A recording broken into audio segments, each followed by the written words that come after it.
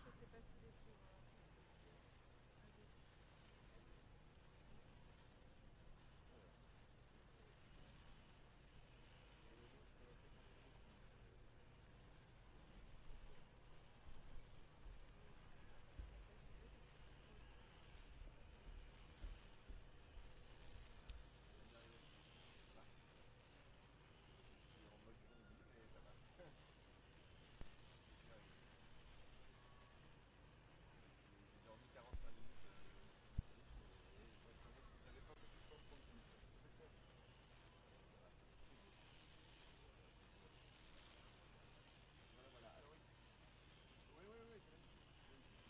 Vraiment très moche, mais les montagnes à côté sont très belles.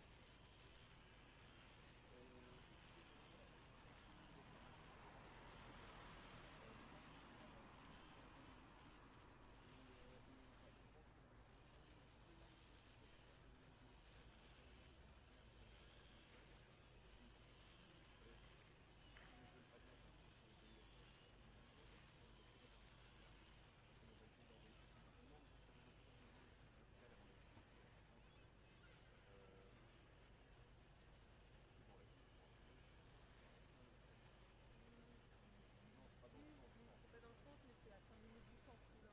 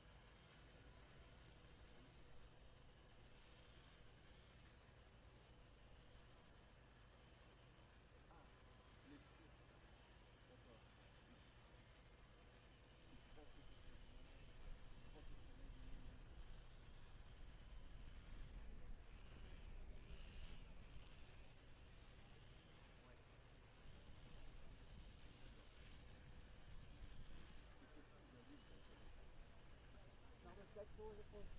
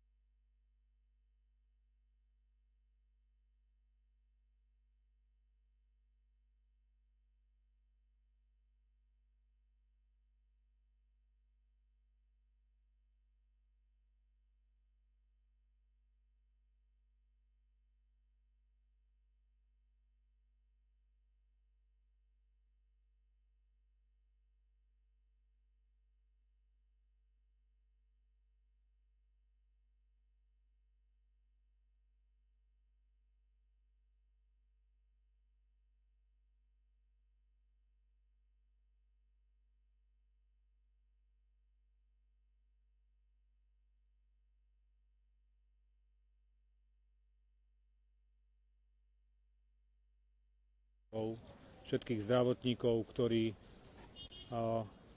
celý večer, celú noc bojovali o život predsedu vlády a ten stav sa im podaril v tejto chvíli stabilizovať. Bohužiaľ, ten stav je naozaj naďalej veľmi vážny práve pre komplikovanosť tých zranení, ale všetci chceme pevne veriť v to, že sa nám tú situáciu podarí zvládnuť. Ešte raz obrovská vďaka všetkým zdravotníkom tu v Rooseveltovej nemocnici v Banskej Bystrici, pretože podali extrémny výkon a im za to veľmi ďakujem. Ďakujem veľmi pekne. Dobrý deň prajem. Pán premiér bol v popoludňajších hodinách prevezený leteckou záchrannou službou na urgent Rooseveltovej nemocnice, kde bol základne ošetrený, bolo mu spravené CT vyšetrenie a následne bol transportovaný na operačný sál, kde prebehol 5-hodinový operačný výkon, na ktorom participovali 2 operačné tímy, chirurgický a traumatologický. Pacient mal mnohopočetné strelné poranenia, ktorých následky vlastne budú smerovať k jeho regenerácii. Toho času je jeho stav stabilizovaný, avšak je naozaj veľmi vážny, preto bude vlastne zabezpečený na jednotke intenzívnej starostlivosti vlastne na áre Rooseveltovej nemocnice, kde sa o neho bude starať celý tým lekárov, ktorý bude potrebovať. Takže my chceme povedať, že veľmi pekne ďakujeme za váš záujem, ale chceli by sme vás zároveň aj požiadať o rešpektovanie jeho súkromia. Ďakujem veľmi pekne. Vážené dámy a páni, ja vás chcem ešte poprosiť, pretože rozumiem záujmu o všetky informácie. V tejto chvíli však vás chceme zdvorilo požiadať o to, aby ste umožnili, nevytvárali nátlak na zdravotný personál tu v nemocnici a umožnili im poskytovať starostlivosť nie len predsedovi vlády, ale aj ostatným pacientom, pretože ten život v nemocnici musí bežať v normálnych koľajách a my vás budeme priebežne informovať o vývoji stavu. Odchádzam teraz práve do Bratislavy, kde je zvolaná mimoriadna bezpečnostná rada spolu s mimoriadnym zasadnutím vlády, po ktorom vás takisto budeme podrobne informovať o všetkom tom, čo sa stalo, aké sú nové informácie a čo môžeme podať ďalej. Len chcem vás ešte raz poprosiť, aby sme dali dostatočný priestor našim lekárom, aby mohli si plne vykonávať svoju prácu. Takže toto je na túto chvíľu všetko a ďalšie informácie vám budeme podávať z Bratislavy. Veľmi pekne ďakujem. Ďakujeme veľmi pekne. I think you will find and translate it, please. Thank you.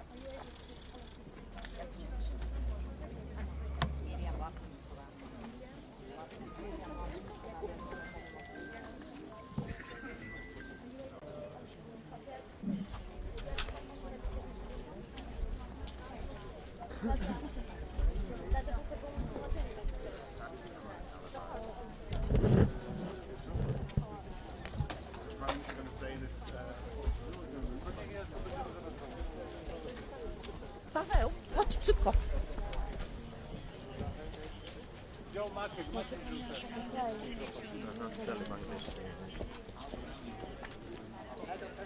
Maciek, nagrałeś kogoś?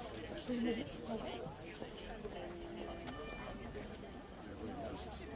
Also die haben wohl gesagt, es ist stabilisiert. Verteidigungsminister. Na.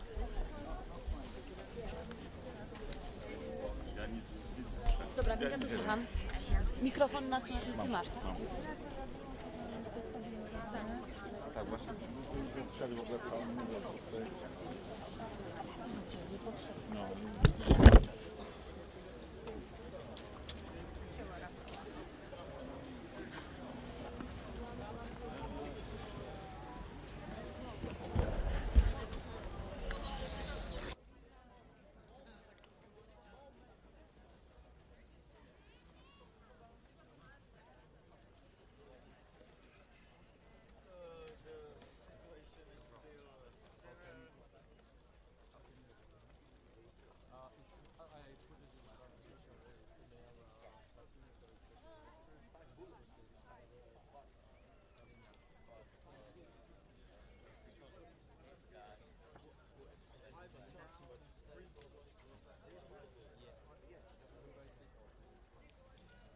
Well, what I can do now is the boxes ready, where I can send it to some bureaus.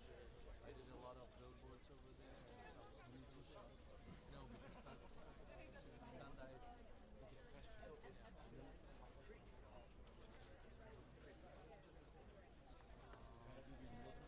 No idea.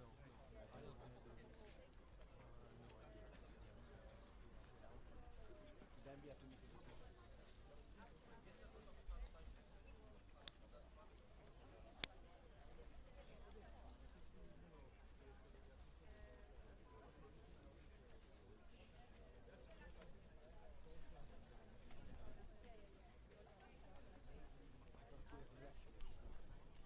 Hát mi sem mondanak. Az a baj, hogy nem mondanak semmit.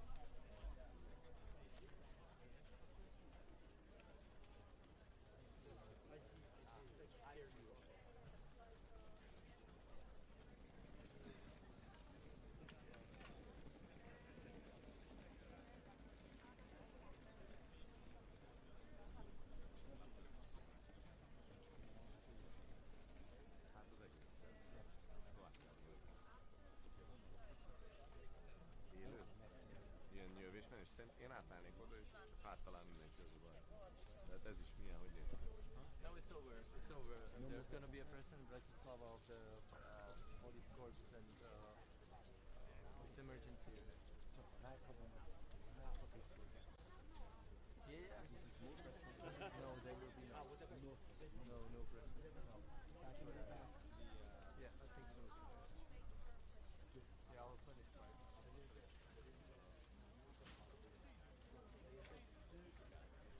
Looking for the bullet, but we don't know the bullet. Stable by shots fired back.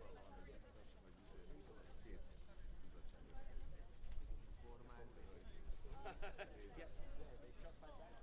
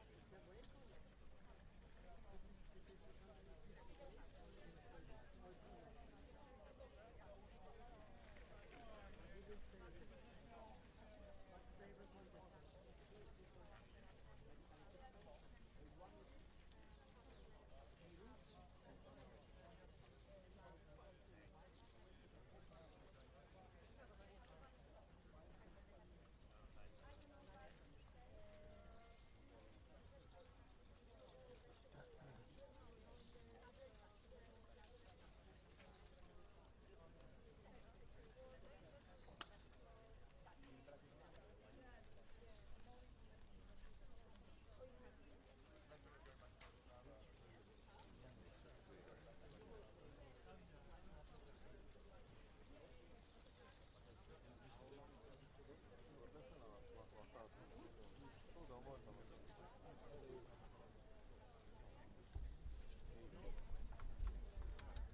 Megyek.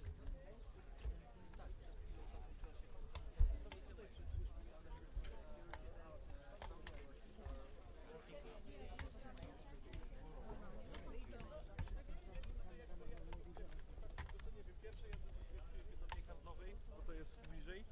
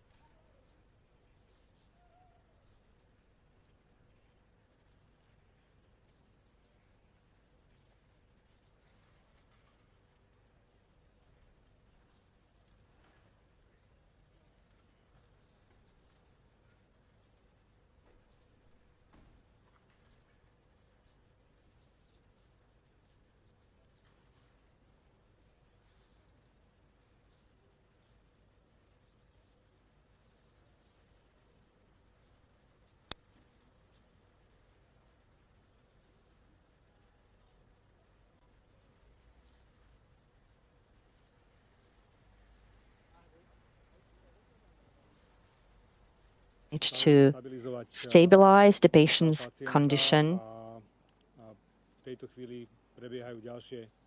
And in this moment,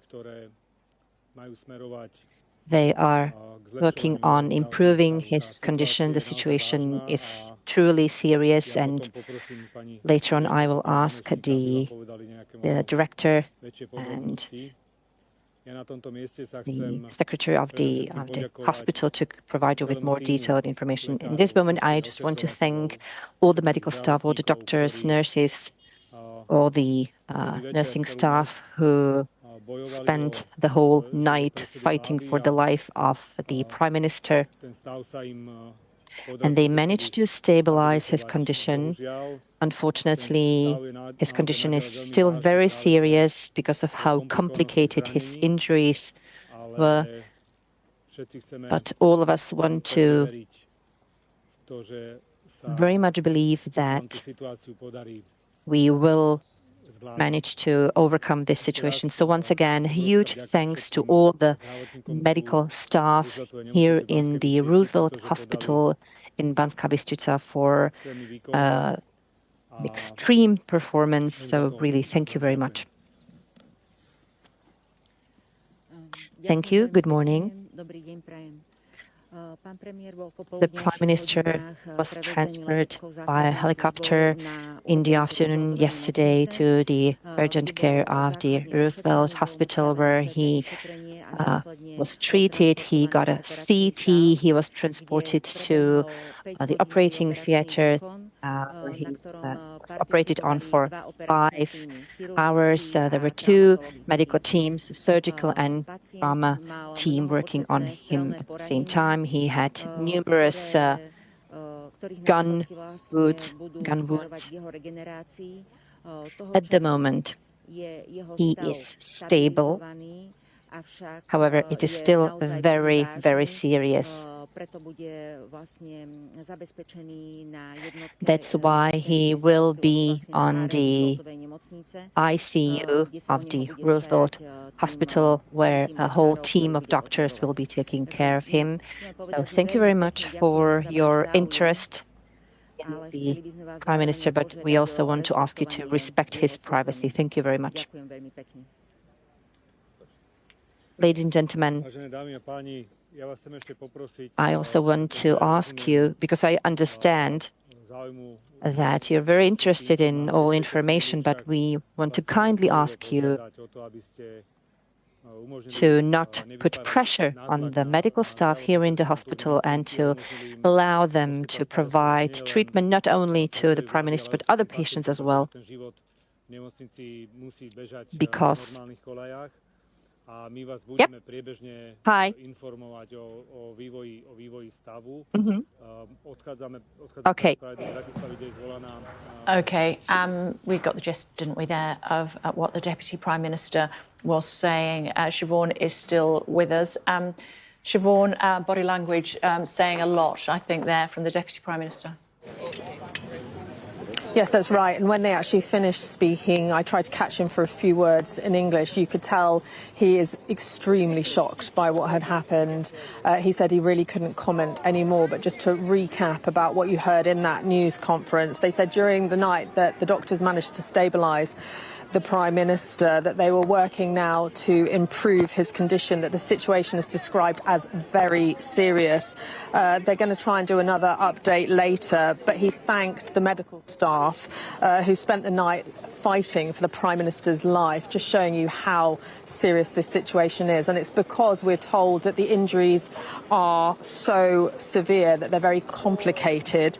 The hospital spokesperson saying that the Prime Minister was transferred in helicopter, went straight into the operating theatre, where 2 different teams of medical staff worked on him at the same time in order to try and save his life. They said that they operated on him for 5 hours, and at the moment he is stable, but underlining that his condition is extremely serious and that he's going to be kept on the emergency ward so that doctors can continue to monitor him. Okay, so that's the latest update on Robert Fico, the Prime Minister of Slovakia, who was shot multiple times yesterday, as Siobhan was saying. The Deputy Prime Minister saying his condition is complex and he is very serious. We heard from the hospital director also speaking to us, saying that he is receiving urgent care on the intensive care unit, and goes one step further and says his condition is very, very serious. Meantime, US officials say a temporary pier that was being sent to help deliver aid to Gaza has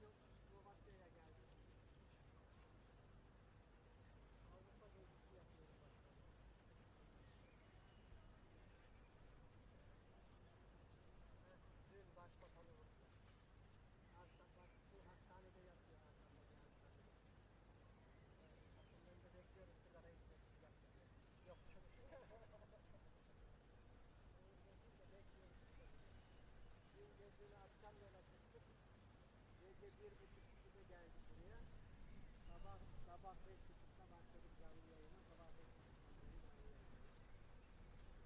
Tam şöyle. Yoksa evde otursam canım sıkılacak. İşler duruyorlar. Dün arayamadım onun için. Belki dün de yoğundum. Dün arayamadım. Dedim bir haber verdim. Bir yarın arayayım. Çok zor. Onu haftaya bir daha deneyeceğim. Ama şey lazım. Babamın pasaport numarası lazım. Ve sicil numarası lazım. Yeni bir şey yapmak, kayıt yapmak lazım. Değişmiş, sistemi değiştirmiş. Eskiden E-Devlet girişleri yapıyordum, bitiyordu. Şimdi şey istiyor, pasaport numarası, sicil numarası falan filan. Onu yapamadım daha. Haftaya pazartesi veya salı bir daha deneyeceğim. Vakti var ki.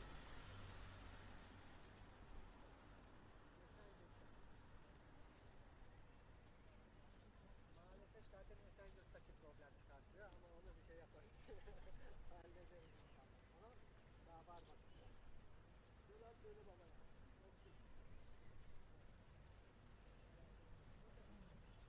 Yok yok şey burada börekçi buldum, börek yaptım. Bak.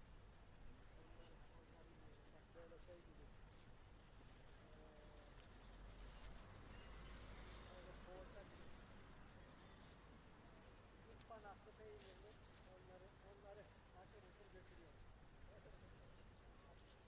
Selam söyle bana. Kolay gelsin.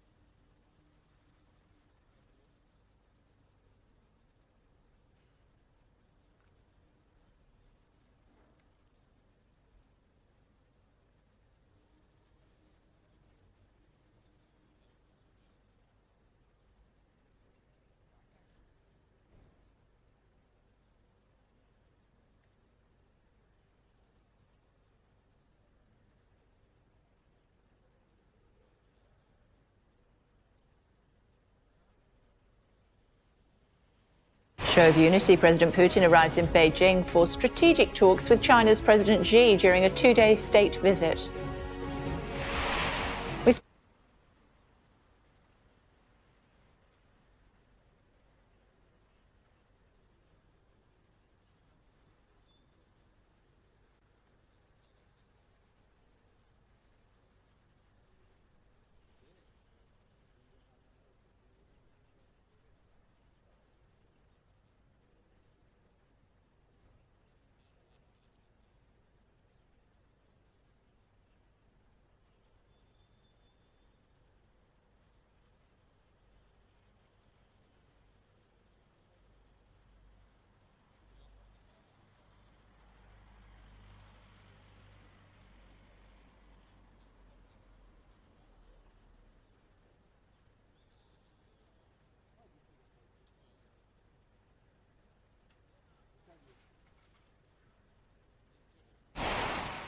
Good morning. The condition of Slovakia's Prime Minister has stabilised but remains very, very serious as a result of complicated injuries he sustained after he was shot at point-blank range in what's being described as a politically motivated assassination attempt.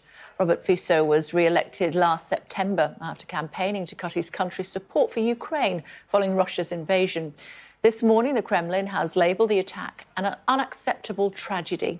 The Slovakian government will hold a Security Council meeting at 11 o'clock local time. You can keep up to date with the panel on the left-hand side of your screen as we bring in our Europe correspondent, Siobhan Robbins. Hello, Siobhan. We've had two updates on his condition this morning.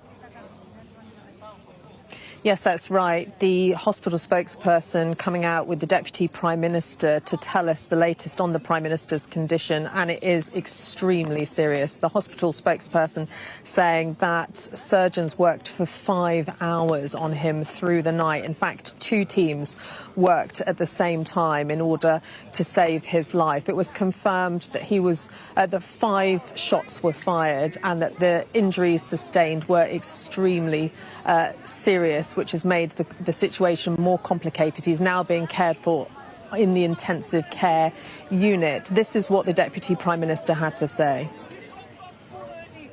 They managed to stabilize his condition.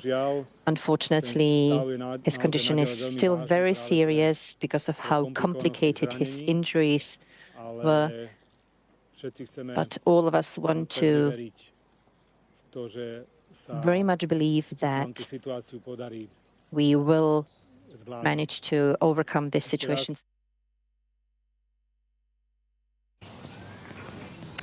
So that's the latest on the Prime Minister's condition. What we understand is that a person was arrested at the scene and continues to be questioned. Now, police haven't revealed any official information about the identity of the alleged attacker. However, local media is saying that it's a 71-year-old man who had a legal license to own a firearm and was a former security guard. And ministers, when they were giving an update yesterday outside this hospital, claimed that they believe this was a politically motivated attack. Robert Fico is a highly divisive figure. He campaigned on a more pro-Russia, anti-American footing, and the suggestion is that there are deep divisions within this society, but the attack has caused shockwaves not just across Slovakia but around Europe and around the world, and has been condemned widely from leaders from Joe Biden to President Putin. OK, for now, thank you. Well, the Russian president has met with China's leader Xi Jinping while on a 2-day state visit to Beijing.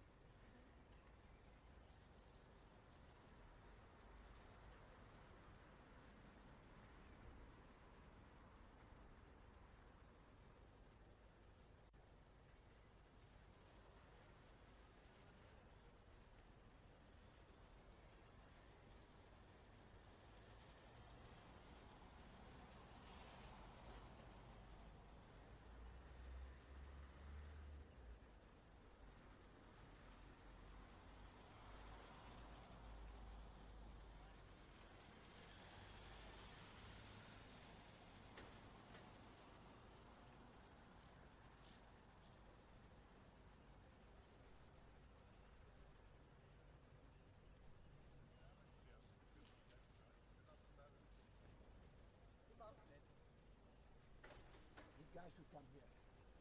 This guy with the sack should come here.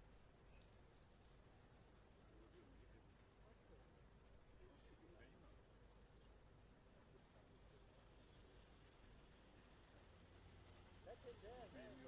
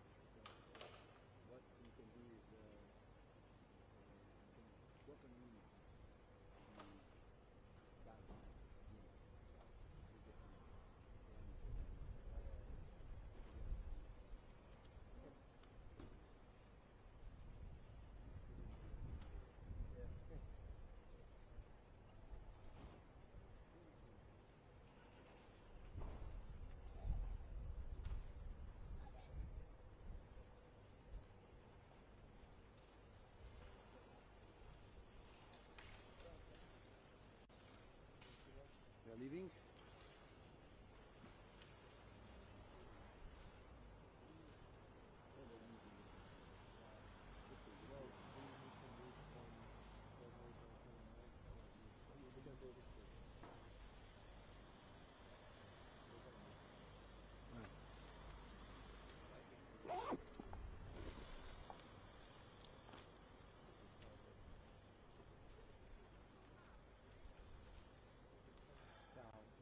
تفهم just move a little. Alright, good luck. Call me if any problem. Okay. Good luck.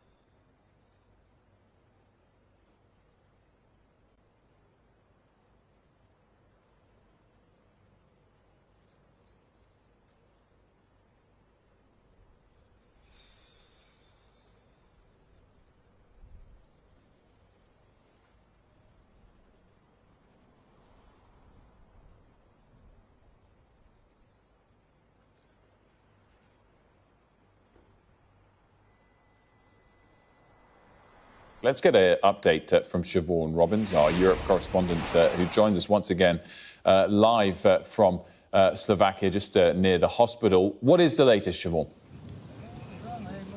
Well, we heard from the Deputy Prime Minister and the Director of the hospital here to give us the latest on the Prime Minister's condition. And what they've told us is that he is stable, but still in a very, very serious condition. He's still being treated here. The plan initially, after that shooting, was to try and move him to Bratislava, to the capital, but his injuries were too severe, so they kept him here.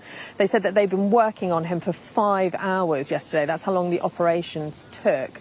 And it was actually 2 teams of doctors working on 2 different injuries as they treated him here. Now, as I said, serious but stable, but they said because of the complexity of his injuries, he is in a very, very difficult condition. Essentially, the tone from the Deputy Prime Minister was very sombre, very downbeat, really saying this is not out of the woods yet. Now, we understand that there's a Security Council meeting starting in the capital as I speak, and in around half an hour, the President-elect and the outgoing President will also give a joint news conference. So in terms of what's happening with the alleged attacker, well, we know that a man was arrested at the scene. Local media reporting that he's a 71-year-old man, that he was a former security guard and that he owned his gun. He had a legal license. That hasn't been confirmed by the police yet, but there is a suggestion from ministers that this was a politically motivated attack, and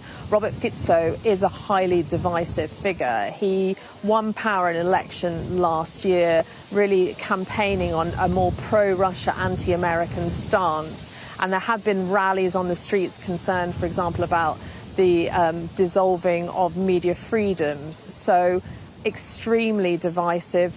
Potentially this is a political attack, and politicians from both sides are now being given higher security. Siobhan Robbins, thanks so much for that update. We'll be back out to Slovakia with Siobhan throughout the day with updates on that unfolding situation. For now, we're now going to go to Essex, where Labour, as we outlined, are going to outline their first steps for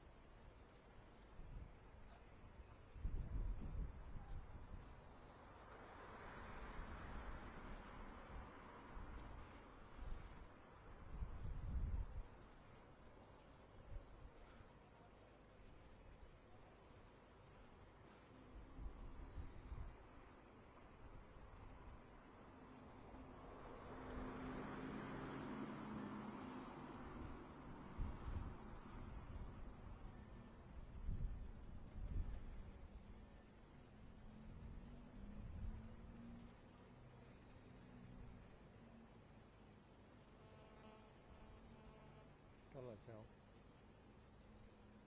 Mám. Jo. No, já teď dám si dát.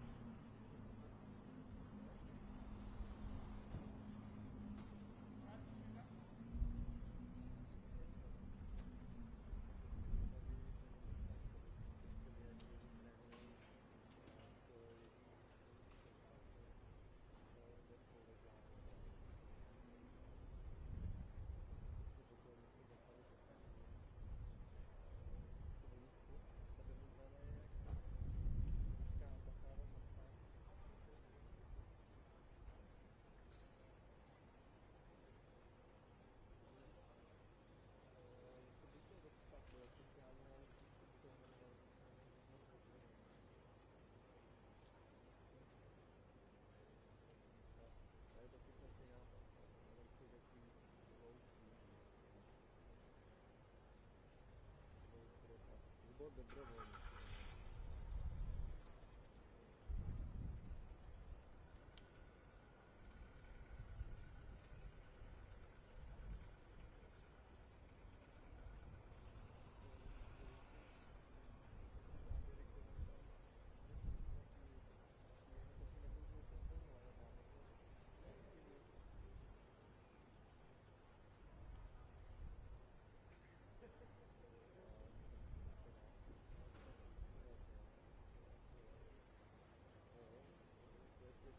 Je to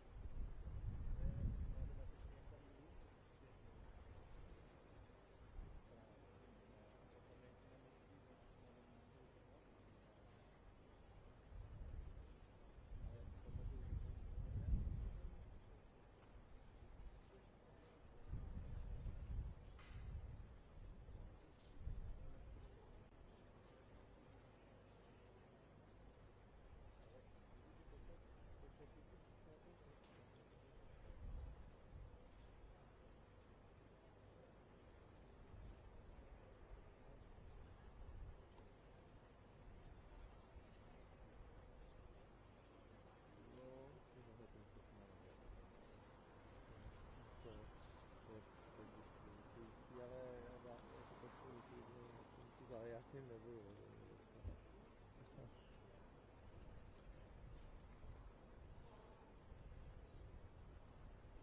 Aha.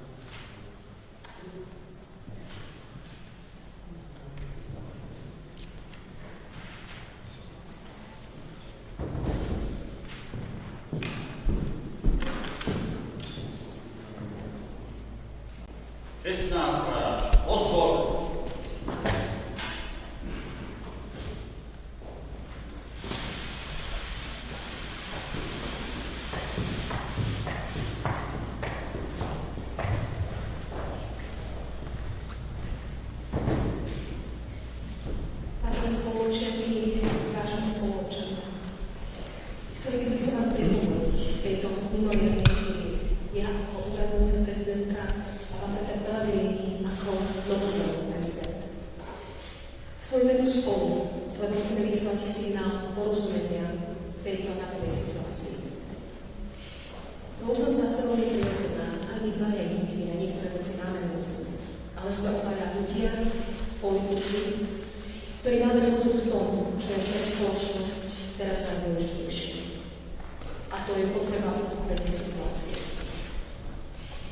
Ako spoločnosť žijeme v dobe mnohých konfliktov, ale prosím vás, neposúvajme ich do roviny nenávistí. Sme jedna krajina, jeden národ a spolu s národnostnými menšinami tvoríme jedno ľudské spoločenstvo, ktoré žije na tomto území v tomto čase. One human society which lives in this area.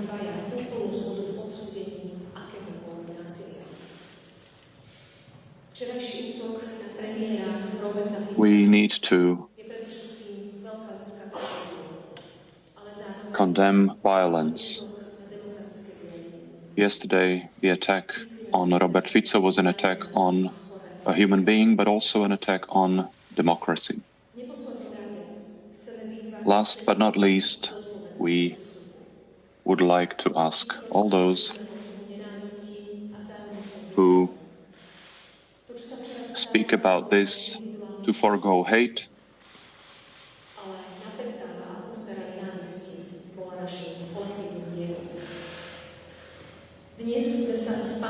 Today, with the incoming president, we agreed that we are going to ask all parliamentary parties to calm the situation down.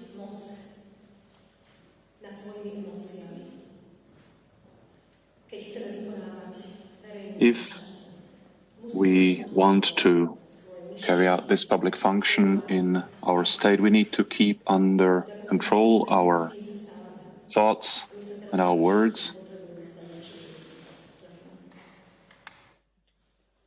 Vážená pani prezidentka, vážení občania Slovenskej republiky. Dear citizens of the Slovak Republic, after yesterday's event in Handlova, Zhrozený nielen ako novozvolený prezident Slovenskej republiky, ale zhrozený aj ako človek. I am appalled as Som zhrozený z toho, kam až a citizen of this country and as the future president of this country. I'm appalled as the future president of this country where hate can lead us. And as a human being, I'm appalled that at the end of this hate, at the sharp end, is the prime minister of a democratically elected government who is now fighting for his life. We need to say one thing.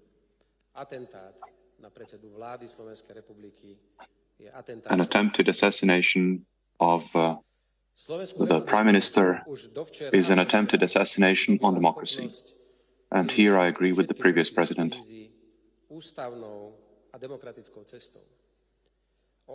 Our democratic society, so far, until yesterday morning, could resolve all crises in constitutional democratic manners. And things were decided by the citizens through their elected representatives. And if events like this assassination attempt are never to be repeated in the future, everyone will need to show a huge degree of restraint, including opinion-forming media. This assassination needs to be condemned by all of us jointly.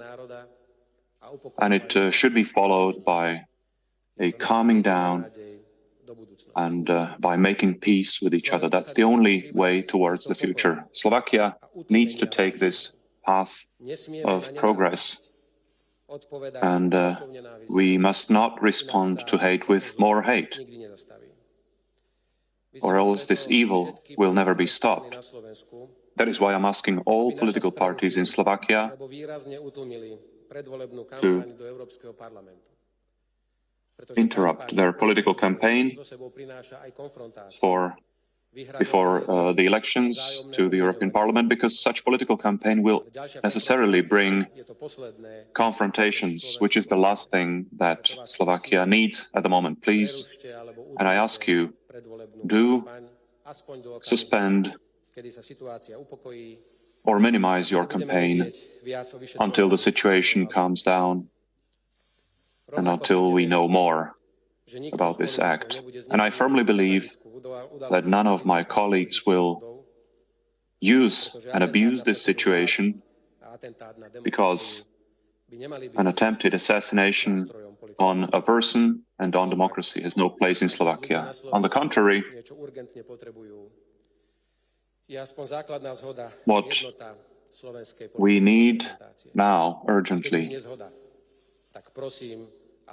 is more peace, or at least a civilized discussion.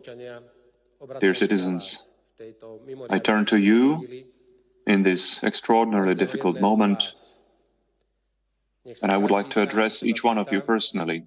Please ask yourselves, is this a situation that you wished for? Please ask yourselves, can you, in your family, towards your friends, your co-workers, but even on social networks, can you contribute to making sure that nothing like this happens again?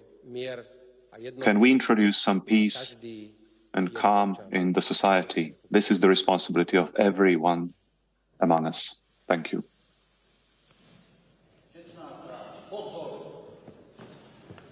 That was President Zuzana Kaputova, who is the outgoing president, followed by President Peter Pellegrini, who is the incoming president, reflecting on the shooting of Prime Minister Fico yesterday. President Kaputova said it was an attack on a human being, but also on democracy.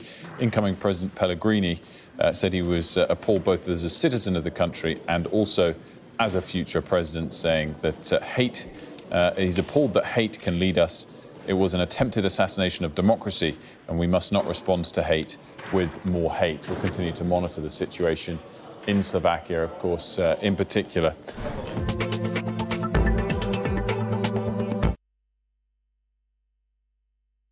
Reporting earlier that he's in a stable condition now, but still a very serious condition. We have a little bit of breaking news here domestically, and sadly, police were called at 6 a.m. This morning to reports of a child having fallen from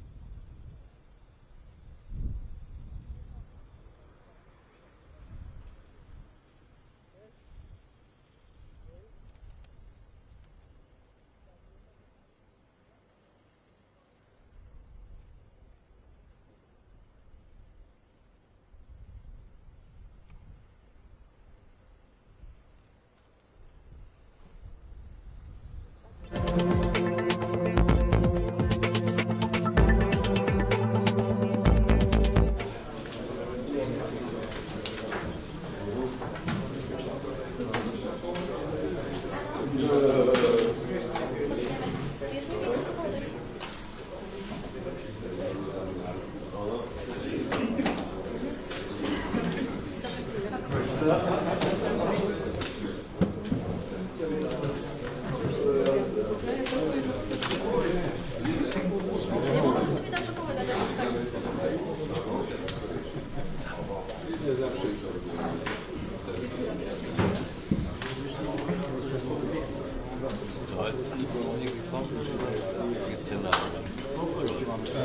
bin gestern Abend gekommen. Original. Wir haben Leute, die die Sprache sprechen.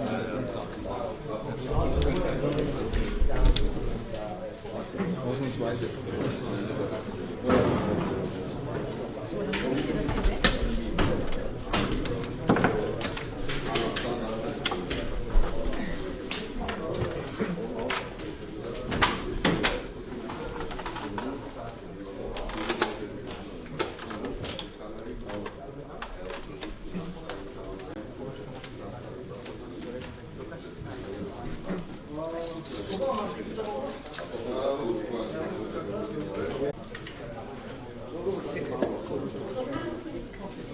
Hallo. Ja.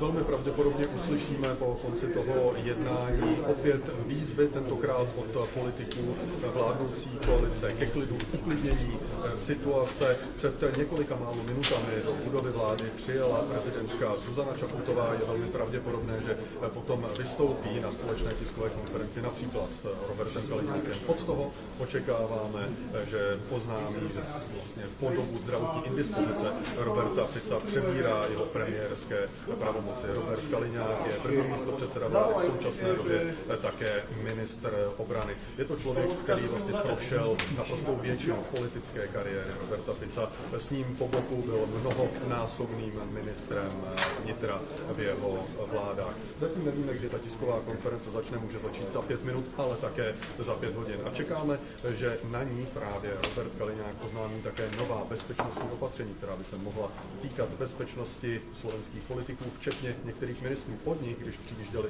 do budovy vlády, jsme slyšeli, že už jim byla například navýšena ochranka po tom, co se stalo včera v středoslovenském městě.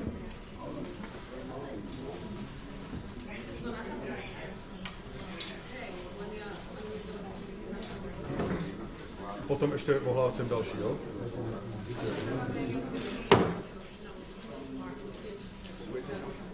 Jasně.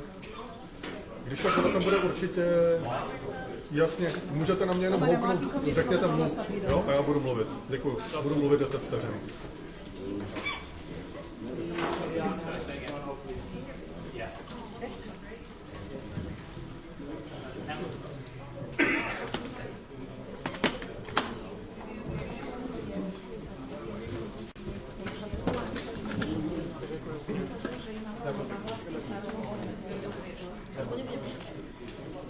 Nevracím, jenom uvedu už Boba.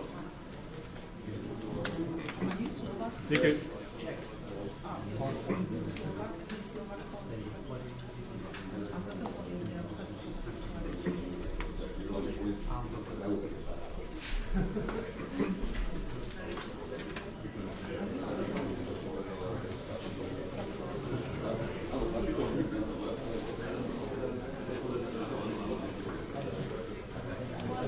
A samozřejmě v Handlové celou noc byli policejní vyšetřovatelé. Jejich práci tam sledoval náš kolega Šimon Šmuc. Díky, mějte se, čau. Dobrý, díky.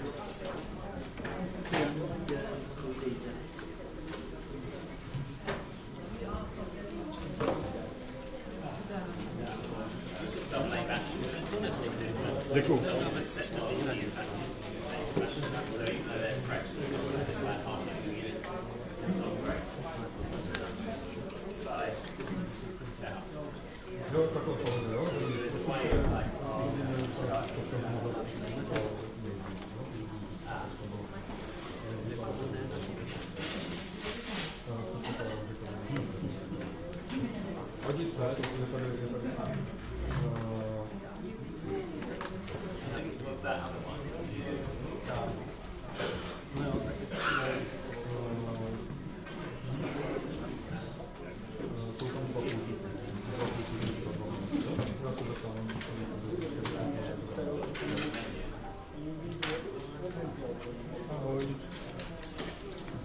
Sedmička som ja budem.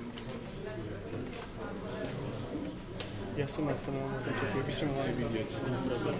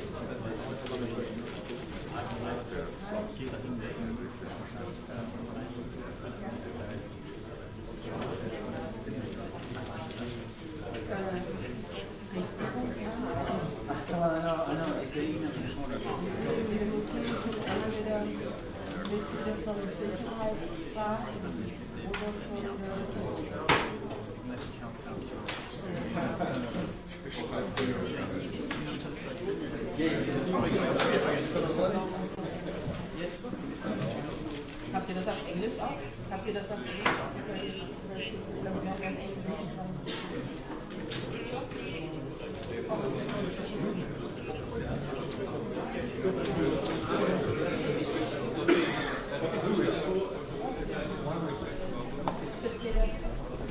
Ja, ja, ja. Ciao.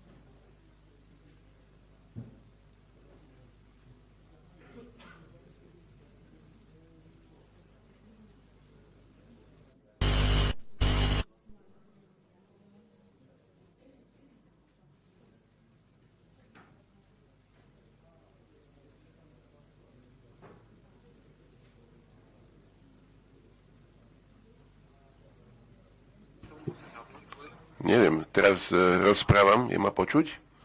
Rozprávam na anglickom kanáli, teraz sa prepnem na slovenský.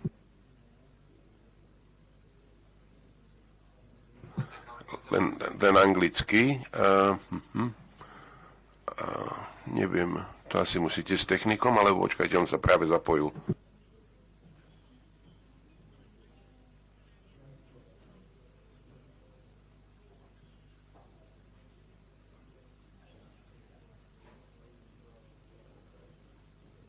Angličtinu počuje, slovenský kanál nepočuje.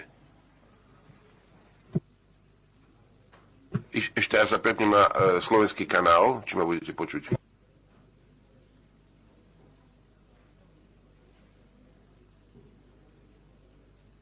Aha, že vy máte slovenčinu z tej, ako je floor. Mhm. Dobre, za malo.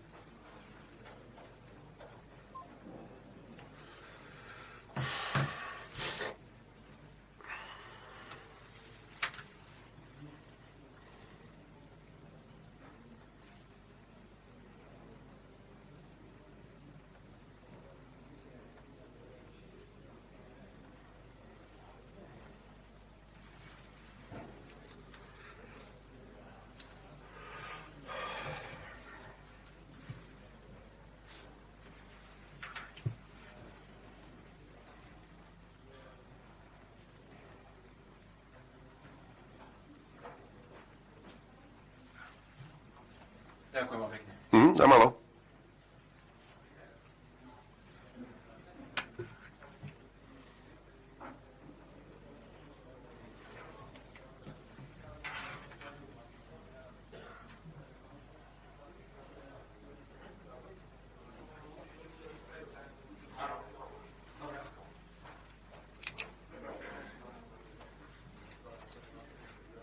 Tak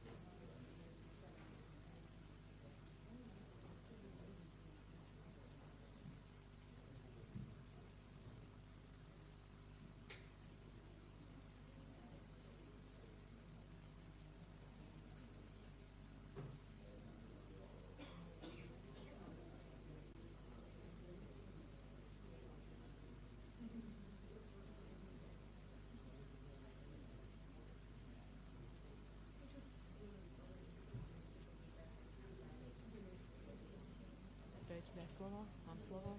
Mám ešte stále rozprávať? Jeden, raz. Jeden, raz. Skúška zvuku, raz.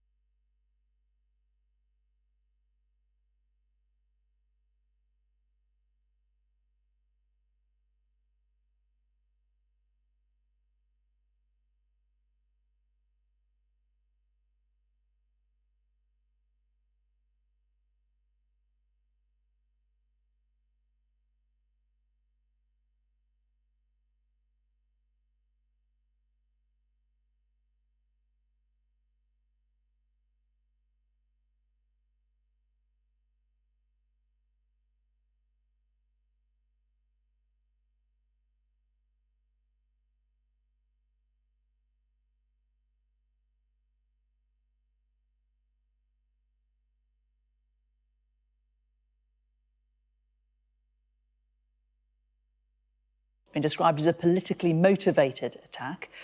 Earlier, the country's newly elected president reacted to events, saying that the attempted assassination on the Prime Minister was an attempted assassination on democracy. I'm appalled as the future president of this country where hate can lead us. And as a human being, I'm appalled that at the end of this hate, at the sharp end, is the Prime Minister of a democratically elected government who is now fighting for his life. An attempted assassination of the Prime Minister is an attempted assassination on democracy. Our Europe correspondent Siobhan Robbins has this update from the hospital in Slovakia. Well, we heard from the Deputy Prime Minister and the Director of the hospital here to give us the latest on the Prime Minister's condition. And what they've told us is that he is stable, but still in a very, very serious condition. He's still being treated here. The plan initially, after that shooting, was to try and move him to Bratislava, to the capital, but his injuries were too severe, so they kept him here. They said that they've been working on him for 5 hours yesterday. That's how long the operations took.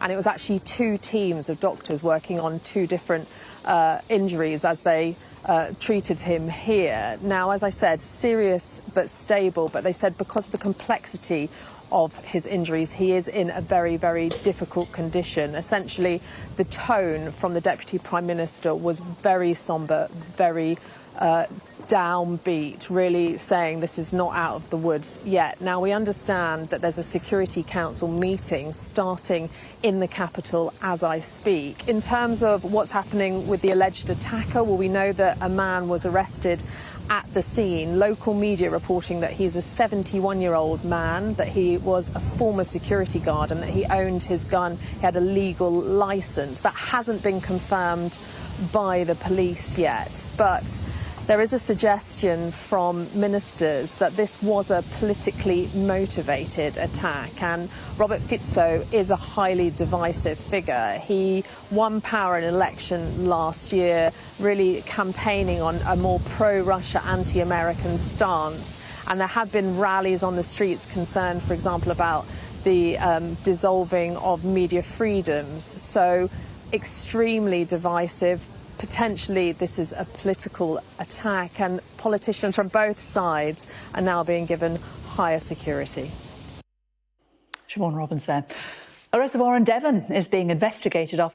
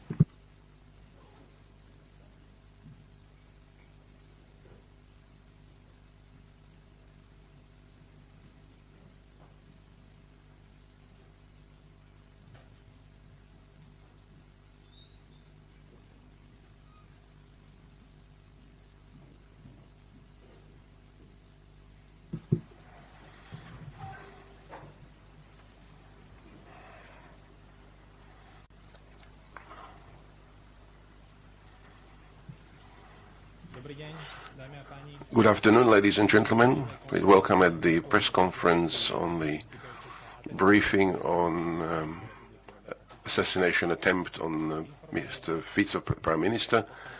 You will be briefed by the Deputy Prime Minister and Defense Minister, Mr. Robert Kaliňák, and Mr. Šuta from the Ministry of Interior. So thank you very much. Ladies and gentlemen, we have a difficult night behind us. Today, the government, the cabinet was meeting, as well as the Security Council, attended by Mrs. President, as well as President-elect Mr. Pellegrini.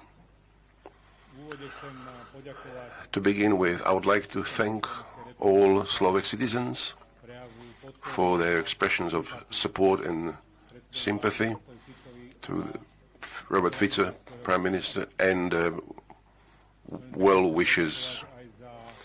Also, I would like to thank for all expressions of sympathy to from his foreign counterparts, friends, and heads of states.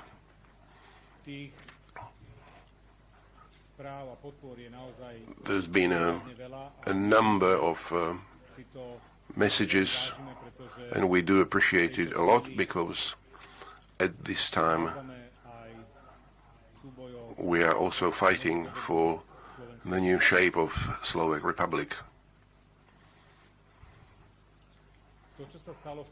What took place yesterday, the assassination attempt on the life of Robert Fico, Prime Minister, has negated a lot of years, wiped out a lot of years of democratic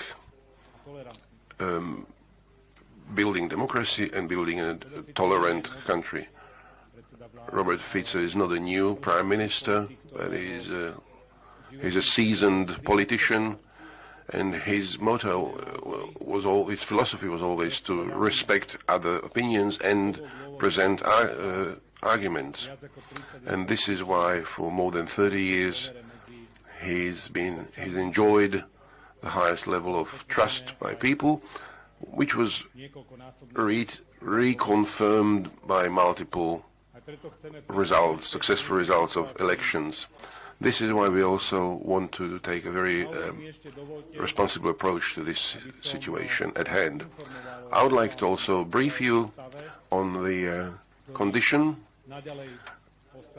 which remains serious, and where the medical team of Roosevelt Hospital in Banská Bystrica are performing at their best in order to save and to move towards a positive prognosis. However, unfortunately, I cannot report that we have good news, because the extent of injuries sustained and resulting from 4 shot wounds is so extensive that the body's response will be very difficult in the days to come. However, we have full confidence in the medical team, nurses, surgeons, who every minute monitor his condition and adjust treatment as required for his condition to improve. And again, I would like to thank you for maximum support that we feel every minute of his fight for life. The medical team managed to succeed the Prime Minister's condition. However, he's still not out of the woods yet, but in coming hours we will be briefing you on the developments. The biggest tragedy of the past hours is that we have discovered that the disagreement with a different political opinion, disagreement or conflict of opinions have turned into a premeditated murder. What what has to happen for a person who originally presented his opinions as pacifist, and he's an extremist who will just, for the change of opinion, will take a gun and will callously want to kill someone else. I believe that the emotions of the last month that went so high in Slovakia is something we need to calm down at present. No one wants to live in a society where they will have to be afraid of voicing their opinions without having to expect an attack, either physical or verbal. Perhaps same as heavy injury of Robert Fico will cause that he may have to learn things again, and perhaps our democracy will again need to learn how to stand on its 2 feet, and we'll have to learn to tolerate a different opinion. To tolerate the fact that on the same issue there can be a multitude of opinions, and there is no single right opinion on the direction of Slovakia and the whole of EU. We fought 30 years ago. It was called the Velvet Revolution especially because it was a signal of tolerance to all different types of opinions, and this is a task ahead of us now. This was not a coincidence. This was planned, premeditated, because many of you may have noticed that there have been attempts during the previous government offsite meeting in Trnava. This is why I would like to ask you now, dear colleagues, the media, to report only facts. Let's start to begin with ourselves. Let's look in the mirror. Let's not try to be faster than colleagues with information and try to report only facts. During the last few hours, we've seen a number of different things, what happened and what will be happening in the future. Let's not try to cheat just to serve our purpose. Let's go back to the core of what democracy means. And it is the broad spectrum of opinions which at the end of the day can lead towards progress. So I want to appeal to media to present mainly facts. All information that we can share with you, we shall do so, and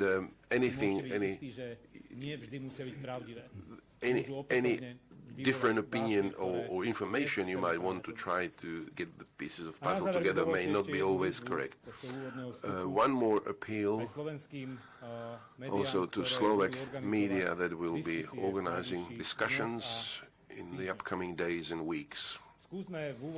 Let's try to begin with, to avoid confrontational discussions. Let's change the layout of discussions so that everybody has an opportunity to present his or her opinion, and perhaps us, the politicians, could also be less confrontational. Let's jointly start on our journey towards tolerance, and something that was always the cornerstone of Robert Fico's politics. Thank you very much.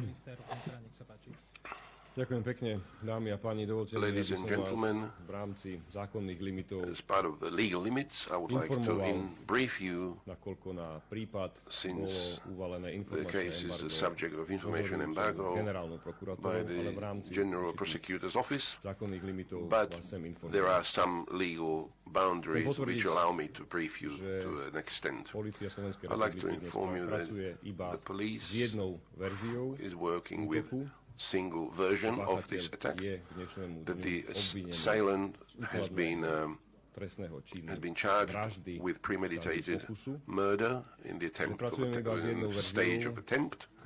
We are working with one version. This was politically motivated action. Compared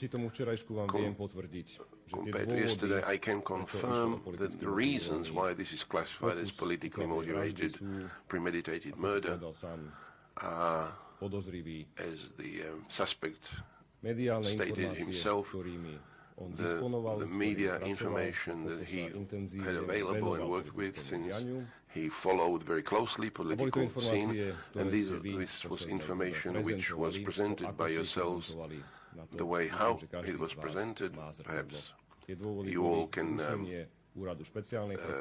have your own mirror. The Special Prosecutor's Office was abolished, assistance to Ukraine was reduced, and sacking of the special the head of the special court, and the revamping of television, radio and television, and these were the reasons why the suspect decided to commit an attempt on life of Prime Minister of a government that he disagrees with. I can confirm that this person is not a member of any right-wing or left-wing radicalized political party. This is a lone wolf whose actions were accelerated after the presidential election, since he was dissatisfied with the outcome. At that time, he decided to take things into his own hands. I can confirm that this is a suspect who attended a number of anti-government protests organized since last year. I can confirm that the suspect was and also part of the protest during the previous off-site government meeting in Trnava region, and this all applies. It's a fact. Other information is subject to embargo by the Supervising General Prosecutor's Office. As I mentioned yesterday fairly clearly, I'd like to reiterate my appeal to the society, politicians, media, and all citizens to stop polarizing the situation. We are already investigating 32 instances, 32 suspects who on social media were logging in or giving upvoting the thumbs up to these radical statements. All of these people will be apprehended, arraigned, and they will be confronted with justice and law. Please, I'd like to appeal to all of you, let's calm down. Let's not pour more oil in the fire, publicly for the media and publicly for citizens, and also those who approve with this act, and also those who decided that they would wish something else upon other people, either media or politicians, regardless of whether they are the representative of coalition or opposition. We have intercepted cases who have been threatening to President Fico, people who are threatening to the newly elected judicial panel, judicial panel, Senate. This will all be investigated, and all keyboard champions, we will act in a very uncompromising manner. This is a message from the law enforcement. So rethink whether it is correct to threaten people with death from your keyboard or publicly approve the attempt on the life of the Prime Minister. Equally allow me to very briefly and very clearly reject all lies and untruths which part of the media is being disseminating, and I want to appeal to you journalists, stop giving space to conspiracy theories and hoaxes, or candidates for the European Parliament elections who are Chcem vás trying vyzvať, to get aby ste prestali some political s klamstvami capital a out of the lžami. situation. Chcem Please jasne stop spreading deklarovať, že the bezpečnostná lies, situácia and I can assure you that výjazdovej the vlády security Mandovej, situation of the bezpečnostné opatrenia boli na off-site meeting maximálnej were možnej úrovni. at Chcem the sa highest poďakovať possible spolupráci level. I would like to Slovenskou thank informačnou službou, to the Slovak Information Service, the Secret Service, respektíve prísnejšie and bezpečnostné more opatrenia strict security boli prijaté measures už len were na adopted výjazdovej slovensko-ukrajinskej only Takže during the offsite odmietam, meeting aby tu časť between Slovak mediálneho and spektra Ukrainian a časť government. politickej So I'd scény like to appeal tento again ohavný čin to the sa media, snažila preklopiť and some of the media had tried to flip the responsibility onto the security forces. And I'm talking to media. You all know who you are. You provide a platform to desperate politicians in order for them to spread their lies. And please cease doing so, because then it is you who are contributing to the polarization of the society. It's getting worse. It's exacerbating. And those who wish death upon the Prime Minister, where they wish death to security forces, so please stop, provide platform and room to people who are trying to get political capital out of the situation. I'd like to tie into the appeal from the Deputy Prime Minister for media to realize that this is not the time for representative of political parties to fight amongst each other. So let's try to calm down the society. Let's not have the real threat by, again, exacerbating situation. We want to avoid civil war because people are unable to tolerate different opinions. And again, a response to hatred cannot be hatred. Please realize this. This goes for the opposition, coalition, as well as you, the media. This is an appeal to you. I want to assure everyone that the police force, together with information with the Secret Service, do everything to protect the safety of media, of deputies, as well as media, and together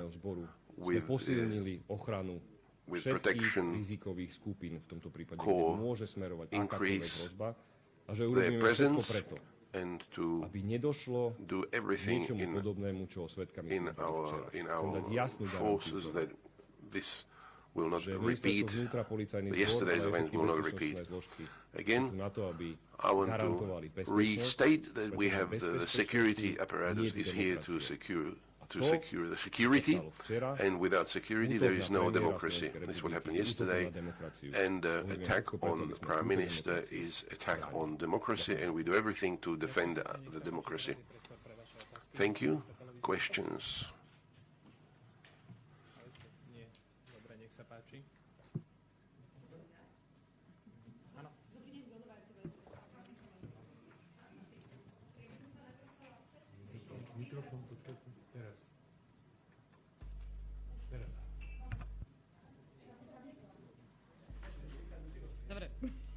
Len pre úplný poriadok, keď sa prihlásite, začne blikať, potvrdí vás a môžete hovoriť. Once your mic starts to blink, I wanted to the television. I wanted to ask about on the information embargo. How is it then possible that even yesterday in the evening we saw the video of assailant where he talks about his actions? It looks like he was somewhere in a corridor. Who made the recording, and how come that the clip made its way to social media, which, in my opinion, again re-enhanced the hatred and why he did it? Just one comment to that. This is exactly what you are most interested about the whole issue. This is the first question at the press conference where we are dealing with the most severe crisis of democracy in Slovakia, and this is for you the biggest problem. Okay, a health report has leaked, and similar. This was somewhere at the beginning after the apprehension. The decisive situation is that we need to get grips of the causes and treat those. Let's not talk about the technicalities. I apologize to everybody. We won't have enough time to field all of your questions. So please. I'm sorry that the video leaked. I'm sorry that the health report has leaked. And I'm sorry that the TV at the moment is interested only in this thing and we are acting. I have a number of questions. I'm trying to I know I won't be able to ask all of my questions. Perhaps at the Security Council you also discuss how temporarily the government will be operate without the Prime Minister. Could you tell us who will take over his competencies? This is not the subject matter for the Security Council, although with Mrs. President we did clarify things. The government functions. There are deputies, and until there will be acts that require the competences, it will be taken care of. I don't see any special problem. This is not the first time we've been confronted with a situation like this, and we will proceed according to rules that we've had minimum 8 years ago in the situation. Deputy Prime Minister, I'm from British Television. I'd be grateful if you could take a question in English. You seem to be pointing fairly clearly here the blame at the media and at reporting that preceded this event. Will these tragic events therefore prompt more action against the media and against the type of reporting that you've been complaining about? Pán kolega, dovoľte, aby som allow me to spôsobom, ktorý answer in a question which may not express the full knowledge how the political situation is evolving in Slovakia. I'll try to avoid exacerbating the situation even more, but for over many years there was with a situation when one part of the political spectrum, after the departure of some major figures, lost natural leaders, and this is their place. It was the media trying to take up their places, and because of lack of success in elections and the frustration driven by repeated losses in elections have got us to the situation as we have today. You heard that the radicalization and acceleration of the decision-making was driven by the outcome of the last presidential election, which were not as he wished. And my appeal goes to media and the politicians, including myself. Let's go back to calm discussions without any hyperbole, and try to avoid using cheap tricks and demagogy in order to win the argument. This is my appeal. And the reason why we talk about the media is that at a certain point in time they replaced the opposition, which was unable to communicate. So this is how they try to help the situation. If I can add, we are not blaming anybody, we are not pointing fingers at anybody. I presented you with the facts, and this was a summary of a statement made by the assailant, that he is unhappy with the situation, he disagrees with the government, he doesn't agree with abolishment of the special prosecution, he doesn't agree with stopping assistance to Ukraine, and he disagrees with the changes in the TV and radio and the special court, head of special court. We are not blaming anybody. These were his statements. This information was put forward by opposition and media, and it's up to everybody to make a judgment whether this was presented objectively and whether we want to get a situation based on a disagreement with the situation. Somebody decides to take a weapon and shoot someone. I may disagree with you. We don't agree with some of you, but we respect your opinion, and it would never occur to me that your actions or your opinions I would decide to terminate in a violent manner. This is why our message to the BBC would be to verify facts objectively.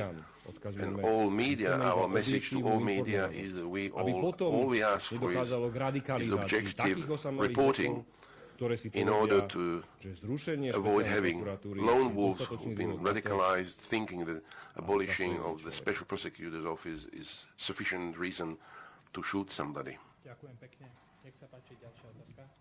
Thank you. Next question. Denník Pravda. I would like to ask whether Slovakia is still a safe country, or is it possible that the Secret Service were able to intercept him? And also, Mr. Schütteis, could I ask you that from the 20-second video, can we deduce the reasons for his action?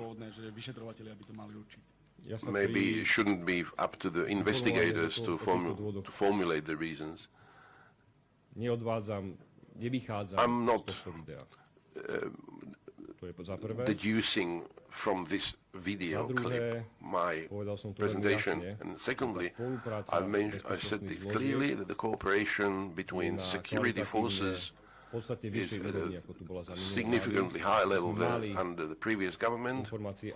We had information at the Security Council that this was a lone wolf acting, who was radicalized recently after the presidential election, who wasn't active neither on social media, and it is impossible to prevent such an attack. The information which we do have about other security risks, they have been uncovered and we treated them, but if you know, well, if you have radicalized lone wolf situation, then regrettably even the security services can do very, very little in terms of reporting. But the response to your question whether Slovakia is a safe country, I can say that after yesterday, Slovakia is a different country, and it's a country where it's a question, where did we put ourselves to? But we will do everything that we can for Slovakia to be a secure country. Just a technical information. After new management of the Secret Service, and we've discovered that the previous management of police force disconnected access to majority of databases, of police force databases, which is unprecedented sabotage of the security setup of Slovakia. According to my knowledge, at the moment, over the last few weeks, these technical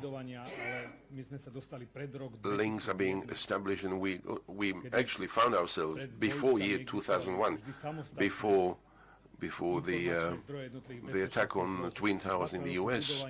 There were separate databases. 20 years we've been building an interconnected system, and which was totally incomprehensible to discover that these databases do not communicate. You mentioned that as democracy, he may have to start to learn again. Is his condition so serious? Will he be transferred? I like to use paint with words. After traumatic experience, you have to start things anew. I'm not a doctor, But I know that the extent of injuries sustained by the Prime Minister is large. It's polytrauma damage of his body, and the surgery in terms of duration and a number of surgeons just confirms the gravity. This was not a beauty surgery.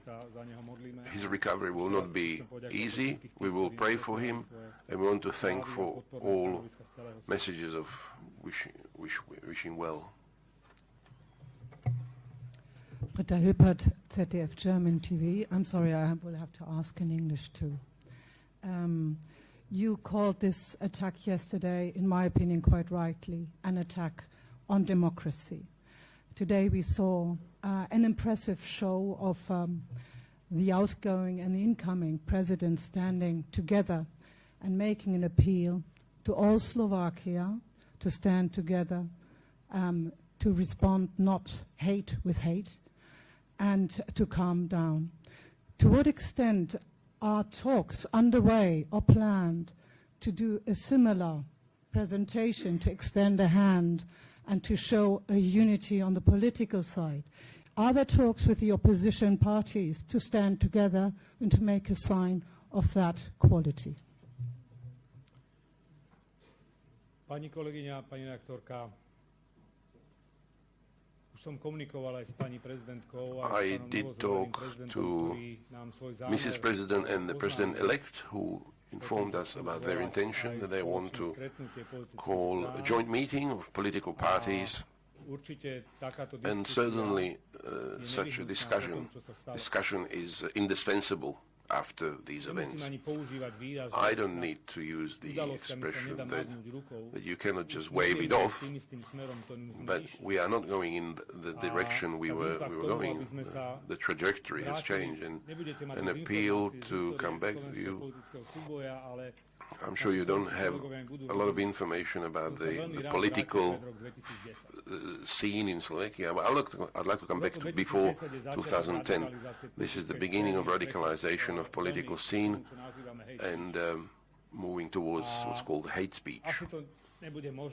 It may not be possible to turn around by 180 degrees, but let's try to move more towards factual debate and the fact that we always have different opinions, but that different opinions cannot morph into violence or murder.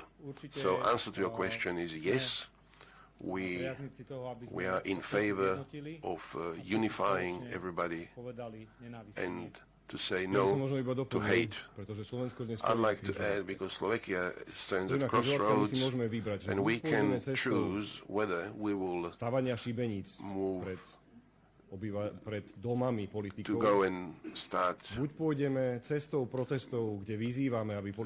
trying to put Buď pôjdeme cestou, kde politici z billboardov nás vyzývajú, že hate and attack politicians, or whether we will be, billboards full of boxer gloves suggesting we should fight, and because any political representatives are talking that we need to get rid of this or that politician, and this is the road which leads to civil war, and I dare to say directly to hell, or we will take the route of realizing that it's time to be normal. It's time to stop stretching the bow, the string, and we need to join with coalition opposition, stop with hatred, and the hatred cannot be fueled by part of media. As long as you will provide space for hatred, if you will talk about people who have not been inoculated are squealing pigs, this is not a way towards peace or compromise. So please, let's make let's draw a line, let's learn a lesson from what happened yesterday, and stop with any hatred. And the hand is stretched out on all of us, and I welcome the gesture of the outgoing and incoming presidents, and on behalf of the coalition, I can state that we are ready to talk in a civilized manner, without protests and without hangmans. And it's up to you and the representatives of opposition to accept this olive branch.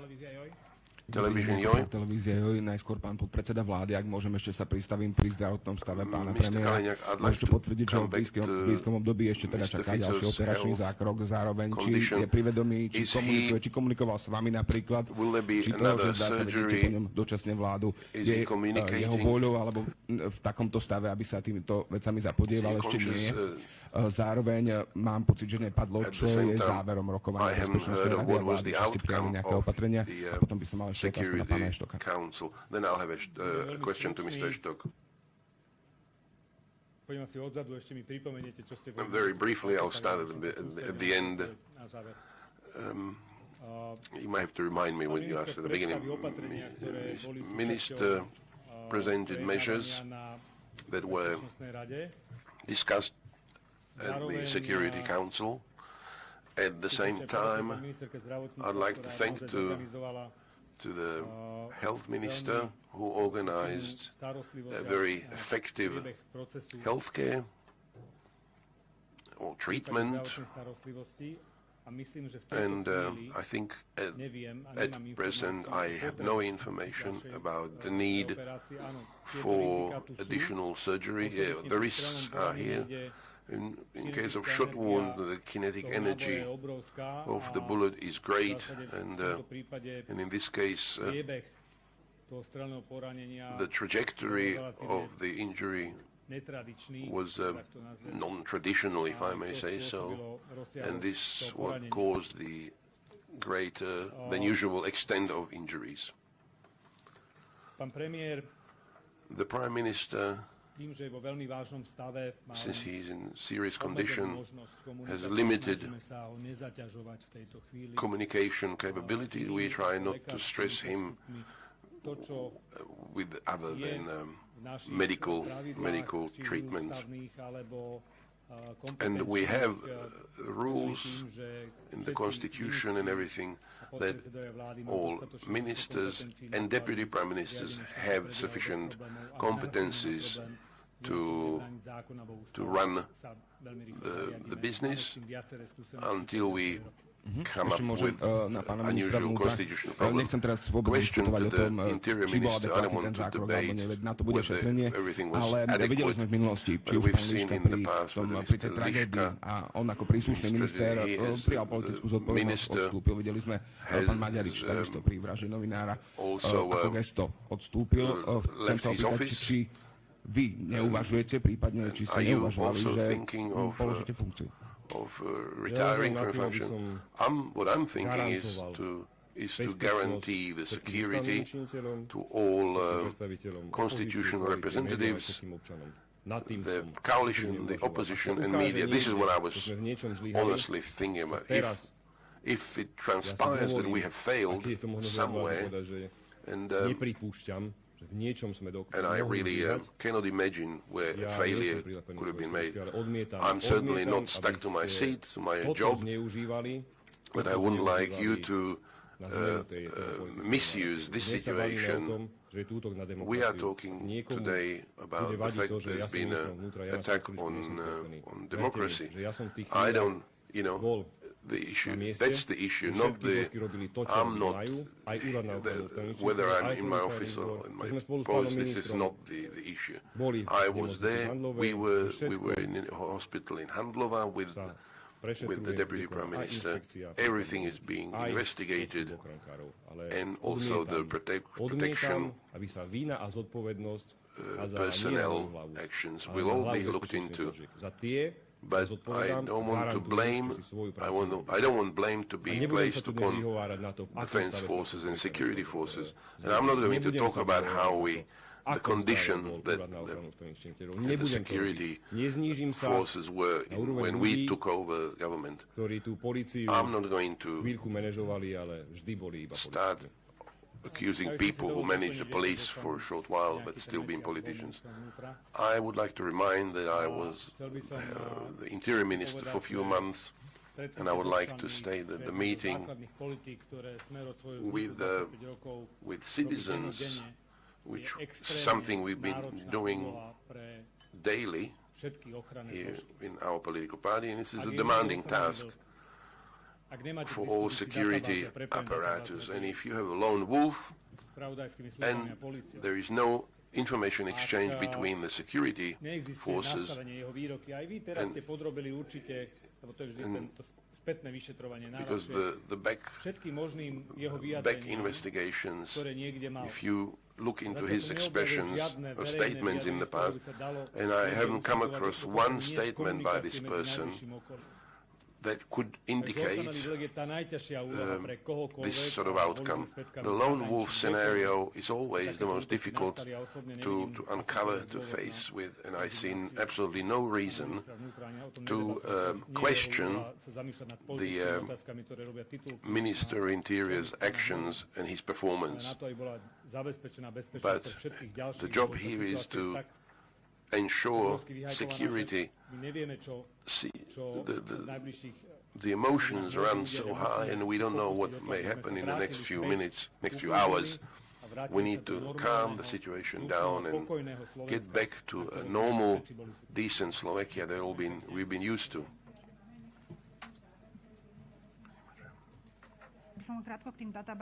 Shortly to the databases, you have information when the connection was severed. All I know is that the security forces will hold a press conference. I've informed you about these measures. We are monitoring the situation. All security,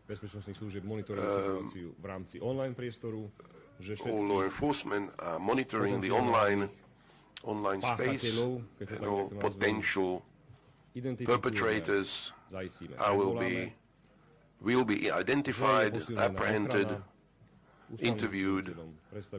The constitutional representatives have had their security improved, and we also providing security for media, opposition, also region police directorates, and I don't want to, inform you about all things that I shouldn't be,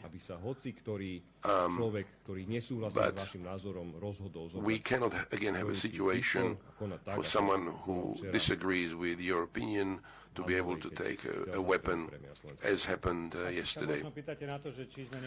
Perhaps you're asking about declaring